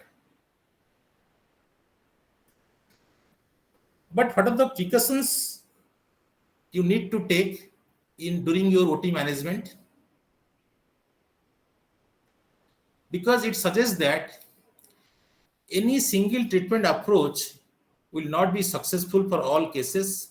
So the different types of schizophrenia are there, and varieties of schizophrenic with different type of sign and symptoms. So not a single method of treatment is not successful. So you have to plan individualized program for all patients, and where you can make a group and aim is to succeed in a particular theme, then you can provide the group therapy. Multiple approaches may be needed for different clients and for any one client at a particular point in the course of disorders. So it is up to the therapist to judge or find out which approach, individualized or in combination, will be helpful for the patient. As schizophrenia is a lifelong process and relapses occur frequently in some cases. So for that reason, the therapist must observe and look into the issues and accordingly plan it. So after your therapy program, occupational therapy program, what prognosis and outcome will get from the patient? After the OT, occupational therapy, the person is able to take responsibility for and control of his or her life. So little bit he is independent, interpret his or her environment correctly and react appropriately, solve problems independently and make decision independently. Also, the person can perform the self-care skills and function independently in the community, express emotions in socially approved ways, plan and follow a time schedule. And ultimately, the person is oriented to reality. So that is the ultimate aim of the occupational therapy program. These are my references. Thank you. Thank you all. Thank you very much, sir, for the wonderful presentation and sharing your knowledge with us. Any questions from the participants?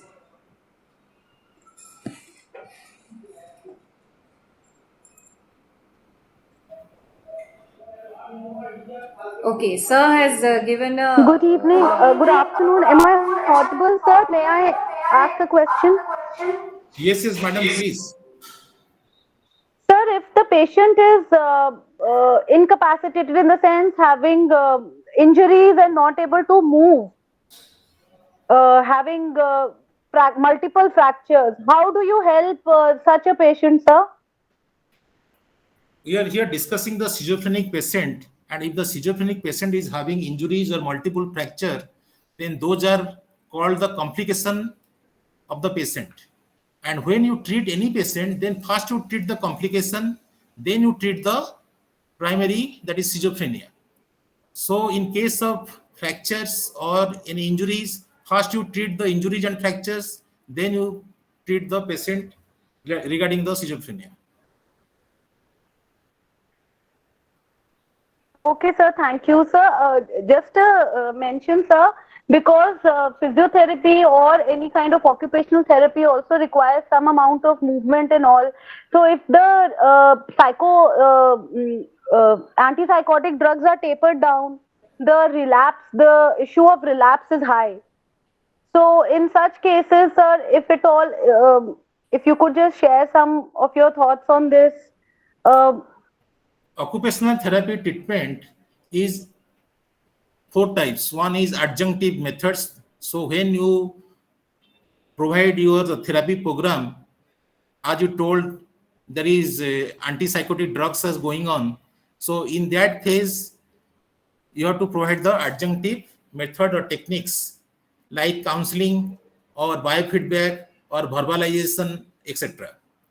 But when the patient is recovered little bit and out of the acute stage, then you can think for the patient to engage in various activity participation or in purposeful activities or recreational activities. So accordingly, you have to decide.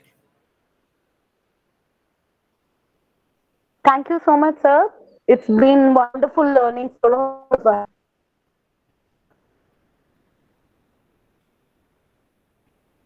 Thank you very much, sir. The rest of the questions, Nidhi ma'am and Devanshri ma'am, we can have it in the end of the session. So now I would thank you very much, sir, Mahapatra sir. Thank you. Now I would like to invite our esteemed guest speaker, Dr. Payal Talukdar, Associate Professor and HOD, Department of Psychiatry, Arjikar Medical College Hospital, Nodal Officer, District Mental Health Program, North 24 Parganas. Ma'am has completed her MBBS from NRS Medical College and Hospital and MD from Medical College, Kolkata. Ma'am's special interest is in child, adolescent and geriatric psychiatry. Ma'am conducts gatekeeper training for suicide prevention and runs mental wellness clinic in Arjikar Medical College Hospital. I welcome you, ma'am. Over to you, ma'am. Thank you. Am I audible? Yes, ma'am. Am I audible? Okay. Thank you. Yes. Good afternoon, everybody. Good afternoon, everybody. Today, actually, I want to discuss about the adherence and compliance issues of schizophrenia, because the patients are coming to you for occupational therapy and other psychosocial treatments and cognitive behavior therapy. And in those times, you can tell the patient, motivate the patient about the very important aspect of medicine in case of schizophrenia, because pharmacotherapy is the most important treatment of schizophrenia, and relapse is the rule in case of schizophrenia. So if the patient continues other treatments in not taking the medicine, then there will be definitely relapse and deterioration of the symptoms. Madam, slide please. So you know from your previous discussion that there are positive symptoms like hallucination, delusions, and cognitive symptoms like loss of working memory, inattention, academic and scholastic deterioration, and negative symptoms in terms of abolition, anhedonia, asociality, alogia, all these things are already discussed. But you know one thing, that cognitive impairment, that is in the form of scholastic and academic deterioration, lack of attention, concentration, these things are coming first in case of schizophrenia. Okay, it is a very complex disease. Okay, so all on a sudden it doesn't happen. The few premorbid symptoms or prodromal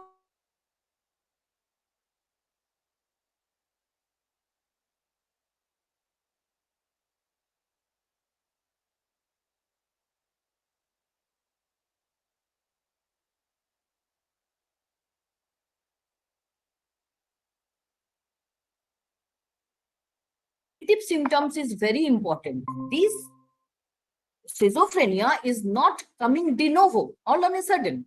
Some symptoms are coming for 1 to 2 years. Okay. Next slide, ma'am.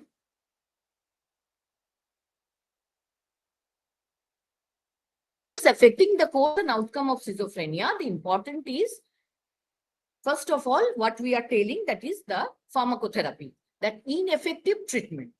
These are the cause of, what are the causes of relapse? Ineffective treatment, progression and chronicity of the illness, treatment resistance, persistence of symptoms, and the most important, that is written in red, that is partial and non-adherence or treatment discontinuation. It's very common in these patients. Whenever we treat the positive symptoms, the patient gets benefited within 1 or 2 months. Then there is a question, then why we are continuing the medicine? We are okay, we are doing our jobs, we are having normal sleep and appetite. So why we are continuing the medicine? This is the most common cause of treatment discontinuation. Next. So reality of the patient outcome in schizophrenia. Long-term clinical outcomes are variable. Only 10 to 15% of patients are free from further episode. Most of the cases, there is relapse. Only one episode occurs in 10 to 15% cases. Majority of patients display exacerbation and experience clinical deterioration. 10 to 15% of patients remain chronically, severely psychotic in spite of our best possible treatment. Whenever we are facing some cases, like we try all of our medicine, we try ECT, everything, but these patients remain clinically very psychotic and deteriorate. Early in the disease course, patients respond well to treatment, but frequently they relapse. And relapse is associated with clinical deterioration and also CNS changes and high level of distress and burden for carers. We have to think that with every deterioration, with every relapse, there is clinical deterioration associated with CNS changes, and that is not favorable for the patient. Next. This is the, in short, very pathophysiology. that is, there is genetic susceptibility with environmental factors in the form of viral infection during pregnancy period, drugs of abuse like alcohol, cannabis, mainly cannabis, stress factors, and other obstetric complication during delivery. With this, there is early developmental derangement, peri-adolescent brain dysfunction, what we are telling previously, that there is scholastic deterioration, academic deterioration, lack of concentration, loss of attention. These things are happening. With that, there is prodromal symptom that is written here, prodrome, and with that prodrome, with suddenly that psychotic symptoms appear. Okay, and with that psychotic symptoms, there is functional decline, and we have some neurotransmitter derangement in the form of dopamine. There is higher dopamine in the brain, especially in the frontal and limbic system, and there are other neurohormones in the form of glutamate, GABA, other things. So this is a typical graph of schizophrenia. Typical graph, that is, there is the red line, the prodrome, then the acute episode happens, the dipping of the red line, and when we start treatment, there is gradually improvement of the positive symptoms in the form of the delusion is improved, the sleep and appetite is improved, and the aggression, agitation, they are also getting less and less. And then the remission, that green line, the remission, but in some cases, there may be partial response, and in some cases, there will be no response. In that case, we have to change the drug, change the medicine, and we have to continuously monitor the patient. And there are other therapies also, medical treatment in the form of long-acting injection. We can also motivate the patient if the drugs are not working, if the patient is not taking the drug properly, but all other patient is wandering away, going out from house, then we can attempt for long-term, long-acting injections. Okay, next. So clinical outcome depends on adherence, drug tolerability, patient insight is very important, broad range efficacy of the drug, early onset treatment. There is a term, what we call duration of untreated psychosis. This is very important because the sooner we can apply treatment, start treatment, the better for the patient. Duration of untreated psychosis is very important. What we written here is early treatment, and the most important is adherence to treatment. Adherence is most important factor in the outcome of these type of patients. Non-adherence and consequences of relapse. What can happen? Why adherence is so important? Why we are so worried about relapse? So loss of self-esteem, family burden and estrangement. Many a time we see that the patients are coming to our OPD. He or she is getting treatment, but suddenly they are off. They are not coming. And then they again came to our OPD, said that, doctor, we have done a bad thing. What? We got married, our daughter, and we stopped the medicine and relapse happened. This is very common in case of female young schizophrenic, because in our society, their relatives, they are telling them that, okay, get married your daughter, the disease will be off. This is the only way to get rid of the disease. Stop your medication and get married. Then the relapse is inevitable in that case. Then again, they are sent back to their home from the in-laws house, and then they again came to our OPD for treatment. And this is very common in our society. And loss of functional achievements, what they are pre-morbid level, what they are functioning, we cannot reach that level. And whenever the relapse occurs, with every relapse, there is functional impairment. And there are potential neurobiological sequelae that we will see in the next slide. And illness may become resistant to treatment. Whenever we are stopping the treatment again and again, then with the simple drugs, we cannot cure the patient. And potential danger to self and others, because patient can self-harm himself, can attack others, or may attempt suicide also. Suicide is very common in schizophrenia. And it is harder to establish the previous gains. With every relapse, there is functional neurobiological impairments. Next. And also there is increased cost of care. So with every episode of relapse, there is decline in psychosocial functioning also. So here in this picture, we are seeing that the prodromal symptom starts from 10 to 12 years of age, and the first attack occurs at 15 to 20 years of age, and there are multiple relapses. So our aim is to prevent the relapse so that the patient continues his or her treatment. Next. So this is a common graph. We see the prodromal stage, then attack occurs. There is a down curve. You see that the first episode is written there, and with the treatment, we are getting better. Patient is getting better and better, but you see that the pre-morbid functioning level, patient cannot reach that level. And whenever patient is getting better, after 1 or 2 months, then suddenly they stop coming to OPD or treatment, and then again there is a chance of relapse. And the relapse can occur within 1 month, within 2 months, within 6 months. Anytime the relapse can occur. And so there is again, the curve is down growth, relapse, and you see that the time taken with every relapse, the recovery is taken more and more time, and the functional recovery is much lower than the pre-morbid level. You see the peaks. Can you see the peaks? Okay.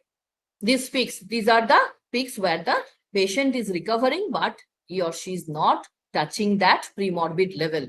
So this is the common graph for the patients. Next slide. Preventing relapse in schizophrenia. So preventing relapse is a key goal. What we are telling from the very beginning, it is highlighted in many international clinical guidelines. Medication discontinuation is one of the top predictors of relapse in schizophrenia. So this is very common. And treatment discontinuation increases the relapse risk 5-fold. And the chance of relapse is decreased if pharmacotherapy continues uninterrupted. This is the main thing. The chance of relapse is decreased if we motivate the patient and the patient party to continue the pharmacotherapy. And other risk factors include substance abuse, residual symptoms, and poor insight. And relapse prevention strategies should ensure periods of non-adherence to medication are minimized. Next. So here we can see that the risk of first or second relapse when not taking medication. First relapse 4.8 and second relapse is 4.5. Next. So first episode patients are at very high risk of relapse. So risk of first relapse over 24 months. Risk of first relapse over 5 years. And the risk of second relapse, you see, the risk of first relapse is 54%. Risk of first relapse over 5 years is 82%. And risk of second relapse is 7%.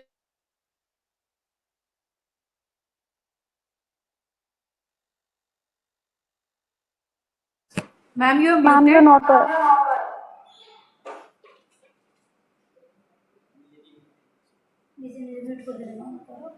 यहाँ से मैं तुम करोगी ना আমি করতে পারবো না ম্যামকে বলি তো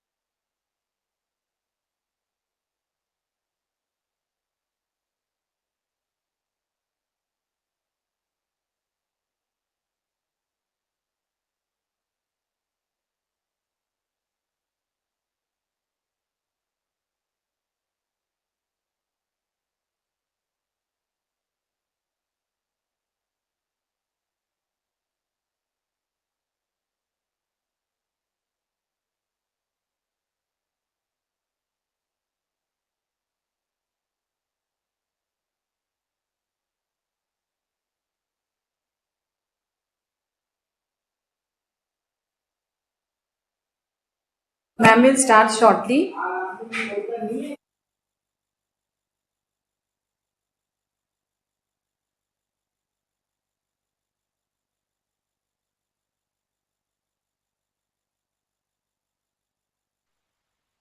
Ma'am, in the meanwhile, I just wanted to ask if at all any of the Ma'am, participants you here, can please respected ask speakers.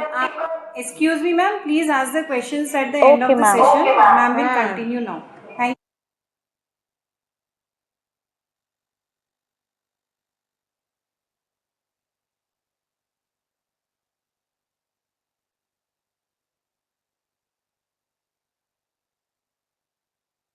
till ma'am restarts. So living with mental illness is not difficult nowadays. So I would just like to read a case study. Reena, name change, was among 13 women selected nationally to join the first batch of pilot training in the early 1990s. She cleared the intense pilot aptitude battery test PABT and underwent psychometric tests apart from medical examination to then qualify for training at the Air Force Academy at Dindigul in Andhra Pradesh. She even flew her first solo sortie till she fell ill with a disorder.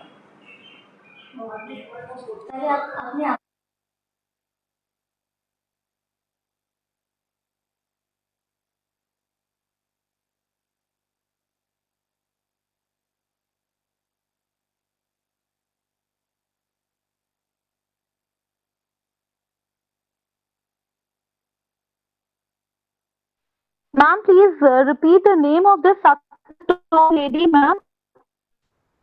The name is changed, ma'am.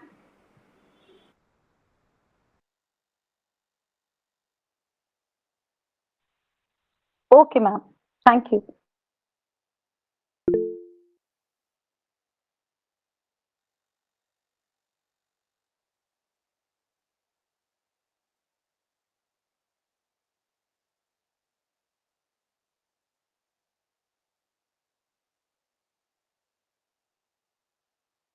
So, ma'am, from what I gather, she's still flying as a pilot with the Air Force.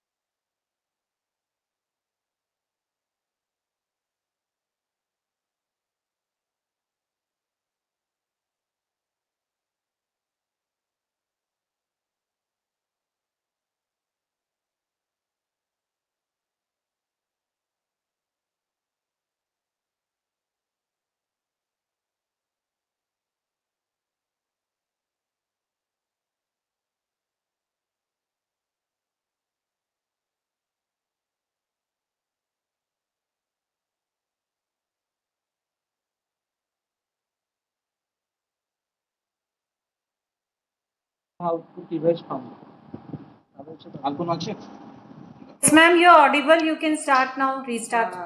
ম্যামের নিজের Ma'am, Okay, you're ma'am. audible. Yes, thank Actually, you, ma'am. I am now doing from my mobile.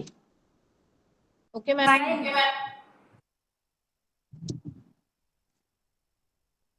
That's what.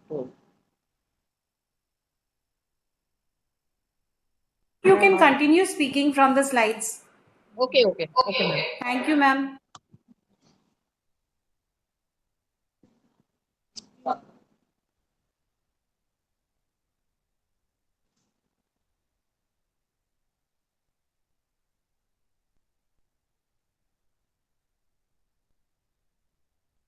স্ক্রিনটা visible এই স্ক্রিনটা visible হচ্ছে না এটাকে কি করে Ma'am, বললে আমরা excuse me, দেখতে ma'am, you are visible.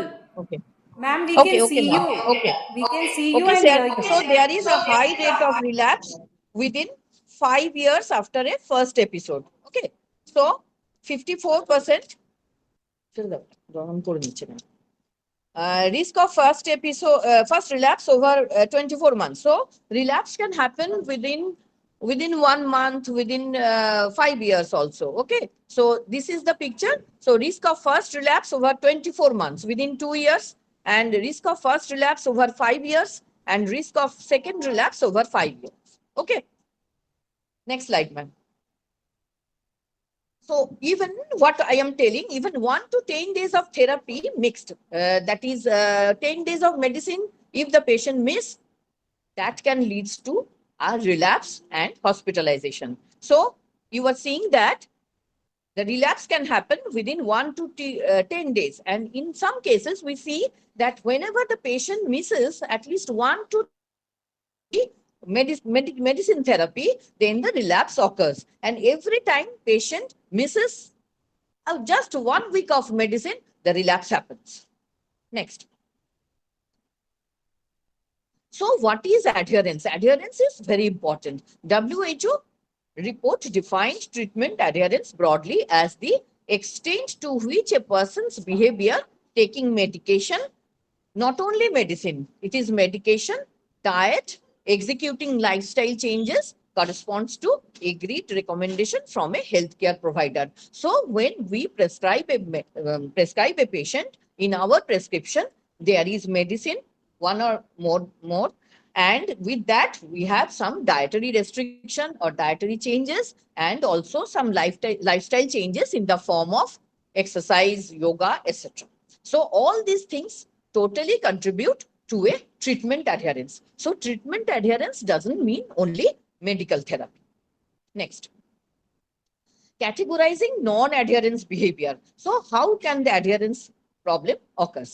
Full non-adherence. So a complete non-adherence with all provider instruction. The patient is not following anyone, not the medicine, not the diet, not the lifestyle changes. Selective non-adherence or compliance with some but not all instructions, like taking only 1 or 2 prescribed medication, whatever he wishes.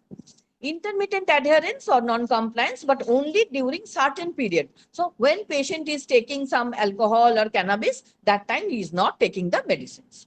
Late adherence or non-adherence or initial non-compliance followed by later compliance. So when the prescription is made, the patient is not taking the medicine. He or she is taking the medicine after 2 or 3 weeks or months.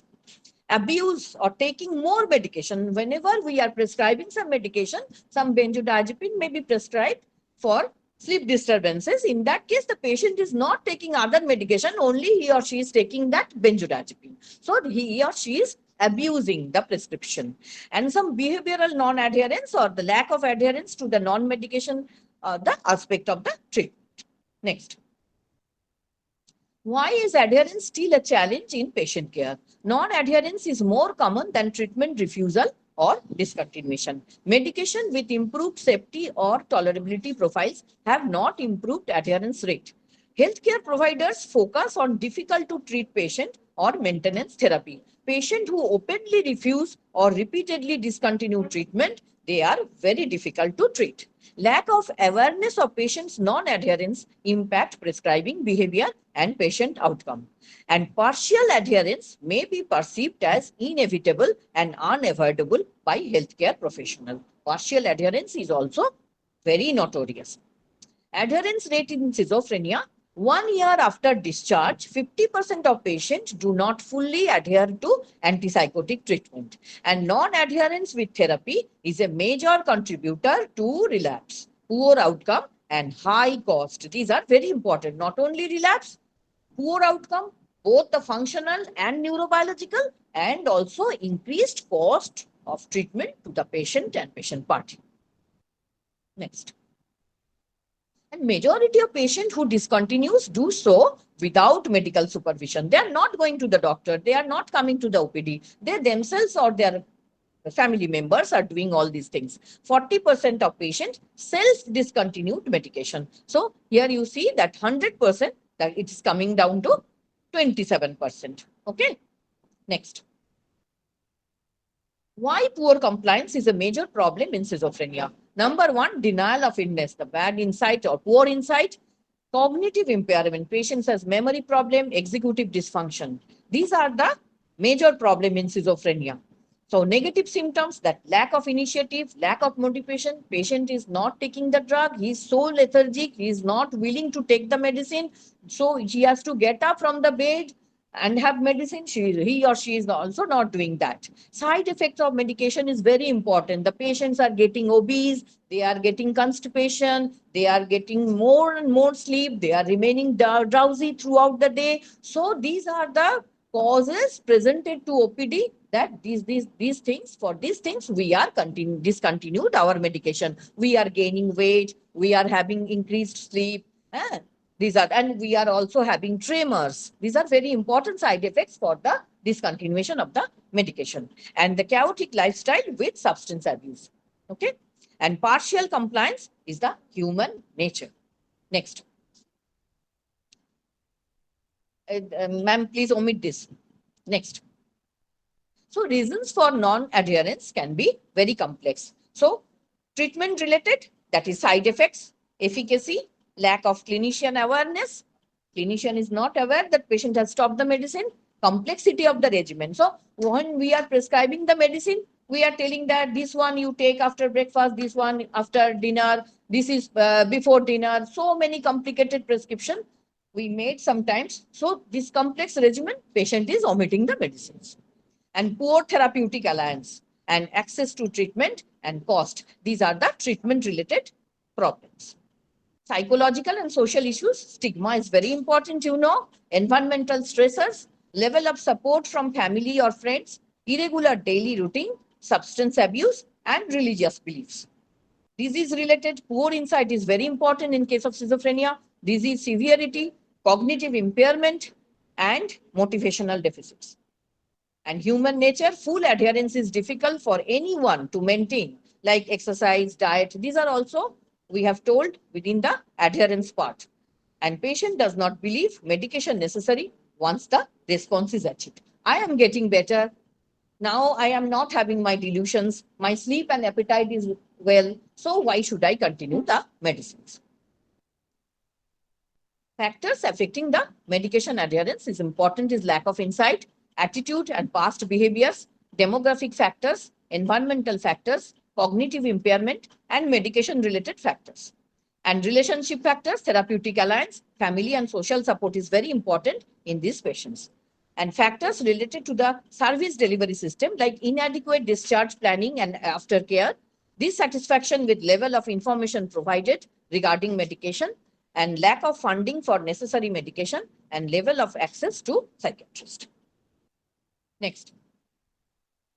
So these are the changes, that is progressive MRI changes over relapses in a male patient with schizophrenia. You can see that after first episode, these are the MRI pictures. You can follow that. There is dilatation of the ventricles and there is cortical atrophy. With every episode, the above one is after third episode and the baseline is after first episode. You can see the dilated ventricles and cortical atrophy. These are the neurobiological changes after relapse. Next. Same thing. This is the schematic representation. You can see that with every relapse, how the patient's CNS changes occur. Ventricular enlargement associated with poor outcome of the patient and longer duration of treatment associated with less ventricular enlargement over time. Next. Skip this slide. So, patient-centered outcome attending to the OPDs. We have to achieve recovery, remission, and response. Okay, and we should avoid relapse partial response and refractoriness. So we have to, anyway, we have to prevent the relapse. Next slide.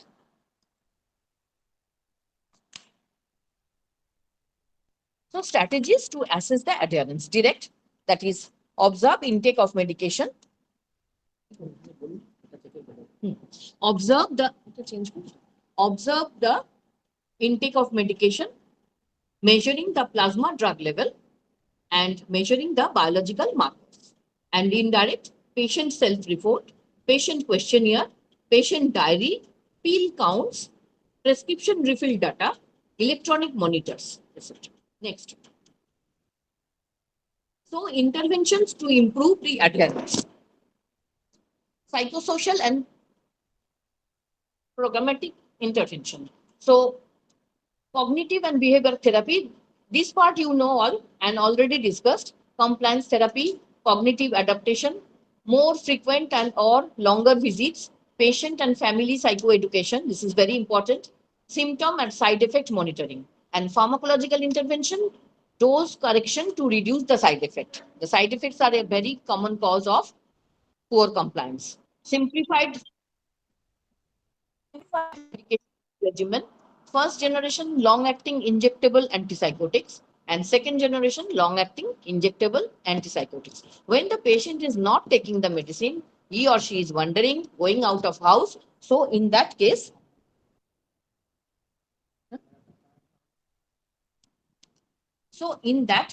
we can offer or motivate the patient to take the long-acting injections. So pharmacological approaches to improve adherence.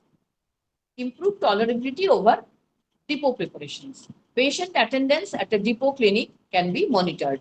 Alternative injection sites will offer the patient a greater choice and improve long-term outcome like remission. Next. Factors associated with treatment discontinuation in first episode patients. So we have all discussed these things. So next slide. Omit this one. So predictors of treatment outcome. What are the causes of poor outcome and what are the modifiable factors? So longer duration of untreated psychosis. We have discussed this previously. The longer the duration, the functional outcome recovery will be very less. So we should start the treatment as early as possible. And this is a modifiable factor. We can modify it. And another one is poor medication adherence. And other non-modifiable factors are male sex, poor premorbid adjustment, early age of onset, reduced brain volume, cognitive impairment, and inherent refractoriness. Few people are very refractory to treatment. So in that case, with best of our treatment, we cannot achieve remission. Next. Omit this one. This one, omit. Omit this one. Skip.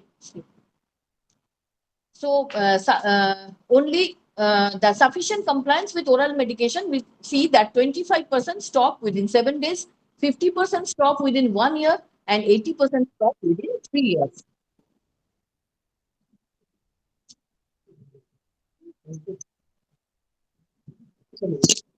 Next.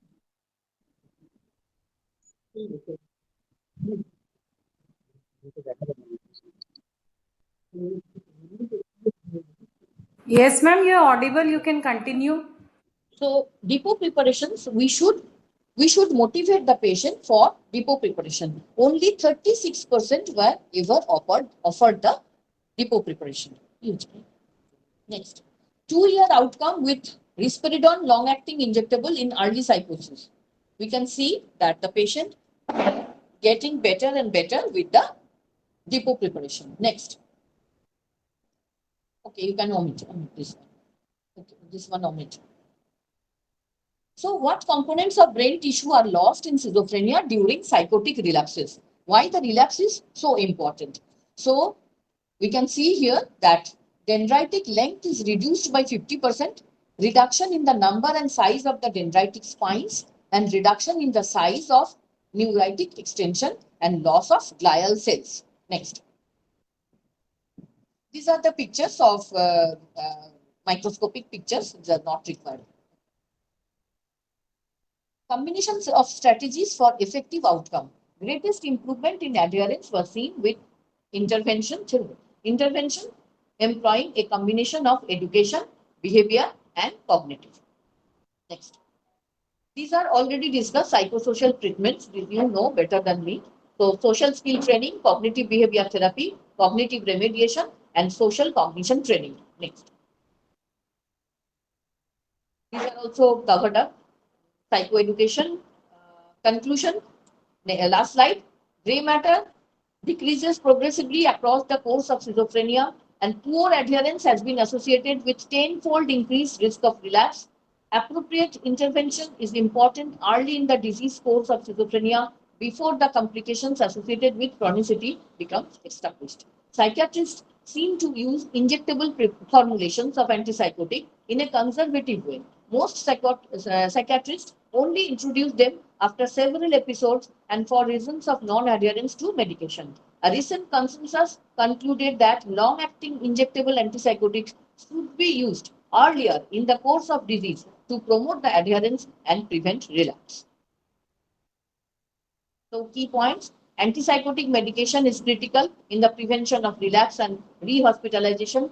Rates of non-adherence are enormously high among patients taking antipsychotic medication.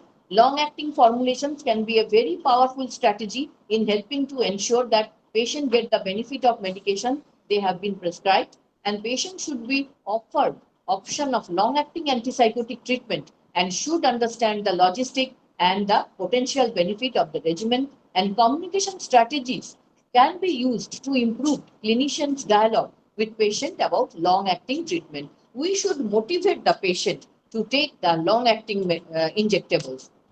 Many times when we prescribe the medicine from OPD, we just explain to the patient and just write the medicines for, okay, these medicines you should take for 1 month.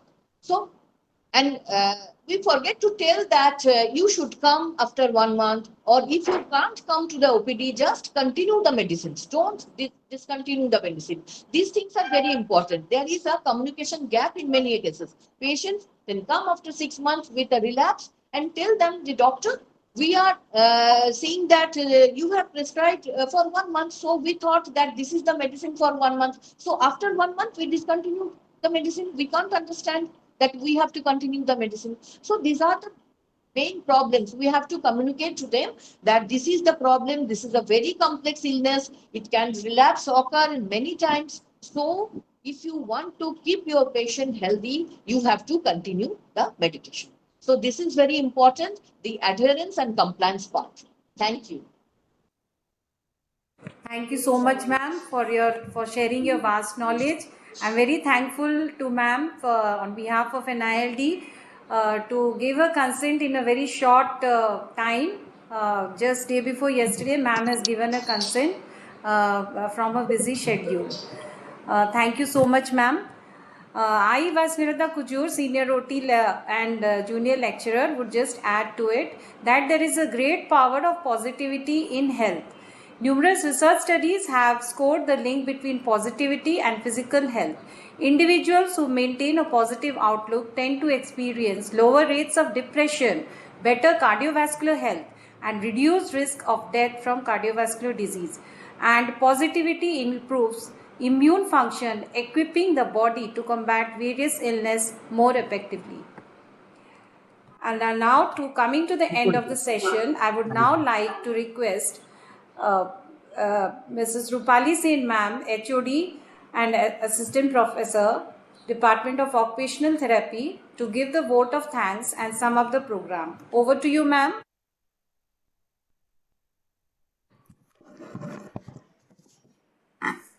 Thank you very much, Diba. At last, we have reached the program that we have learned from our eminent speakers, especially Madam Dr. Talukdar. Really, we are grateful. We have learned many things regarding schizophrenia, and that will help in our future for treating the patient, Madam. so many practical ideas of you, that we have to know, that we should know during dealing the schizophrenic patient. That is a common problem. We have told that maximum patients have discontinued their treatment. That's why relapse of the disease is there, and that's again the problem is there, and they cannot be cured totally. So that is the problem. We have seen also that in case of psychiatric patient, they are not continuing the medicine due to the many problems. They have the personal problem, also the family members. Actually, we have seen, that's why they cannot continue their treatment. But if they continue the program and parallelly the therapy portion will continue, then they can be placed in his or her position in the community. So our also the slogan was there, the community has a great role. So at last, actually, I want to say that or as a community people, not the rehab professional, not the other, but a community people, we should aware the persons, those have the problem, and also the family members. We should alert, please contact with the doctor and also the therapeutic treatment, so that the cure means your prognosis or your treatment will be solved, and they can lead a purposeful life, and that also a good quality life.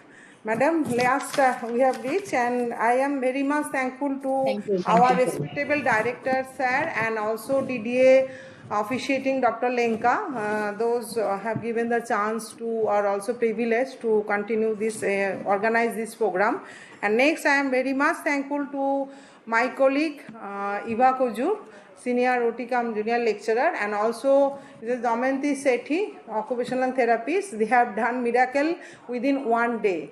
Just one day, within one day we have arranged this program. So special thanks to both of them, and also thankful all our participants that they have joined in proper time and continued this program, help to so much to continue this program, and thanks to all those have done for the IT section and for our institute, and mainly the speakers, though has Dr. Talukdar madam, and also Dr. Sudipta madam, psychologist, and Dr. Haldar, and Mr. Jiten Mahapatra, lecturer, occupational therapist. Thank you, ma'am. Thank you all. We are ending the program. Again, in future, we will arrange for the mental health, because that has included in our disability also 21 disability, and also again I have to ma'am, please, can we take a question with ma'am? Hello. Yes. Yes, you can please ask. Ma'am, my question is, ma'am, Jayanti ma'am, with your vast experience, ma'am, is there something like Kundalini psychosis? Ma'am, please share your views on this. Hello. Yes, ma'am. Jaita ma'am, Hello? there's a question for you regarding Kundali psychosis. Shabnam Bhardwaj Rana ma'am has just placed this question. Can you please answer, ma'am? Kundali psychosis? Yes, ma'am. You can WhatsApp me in my personal number.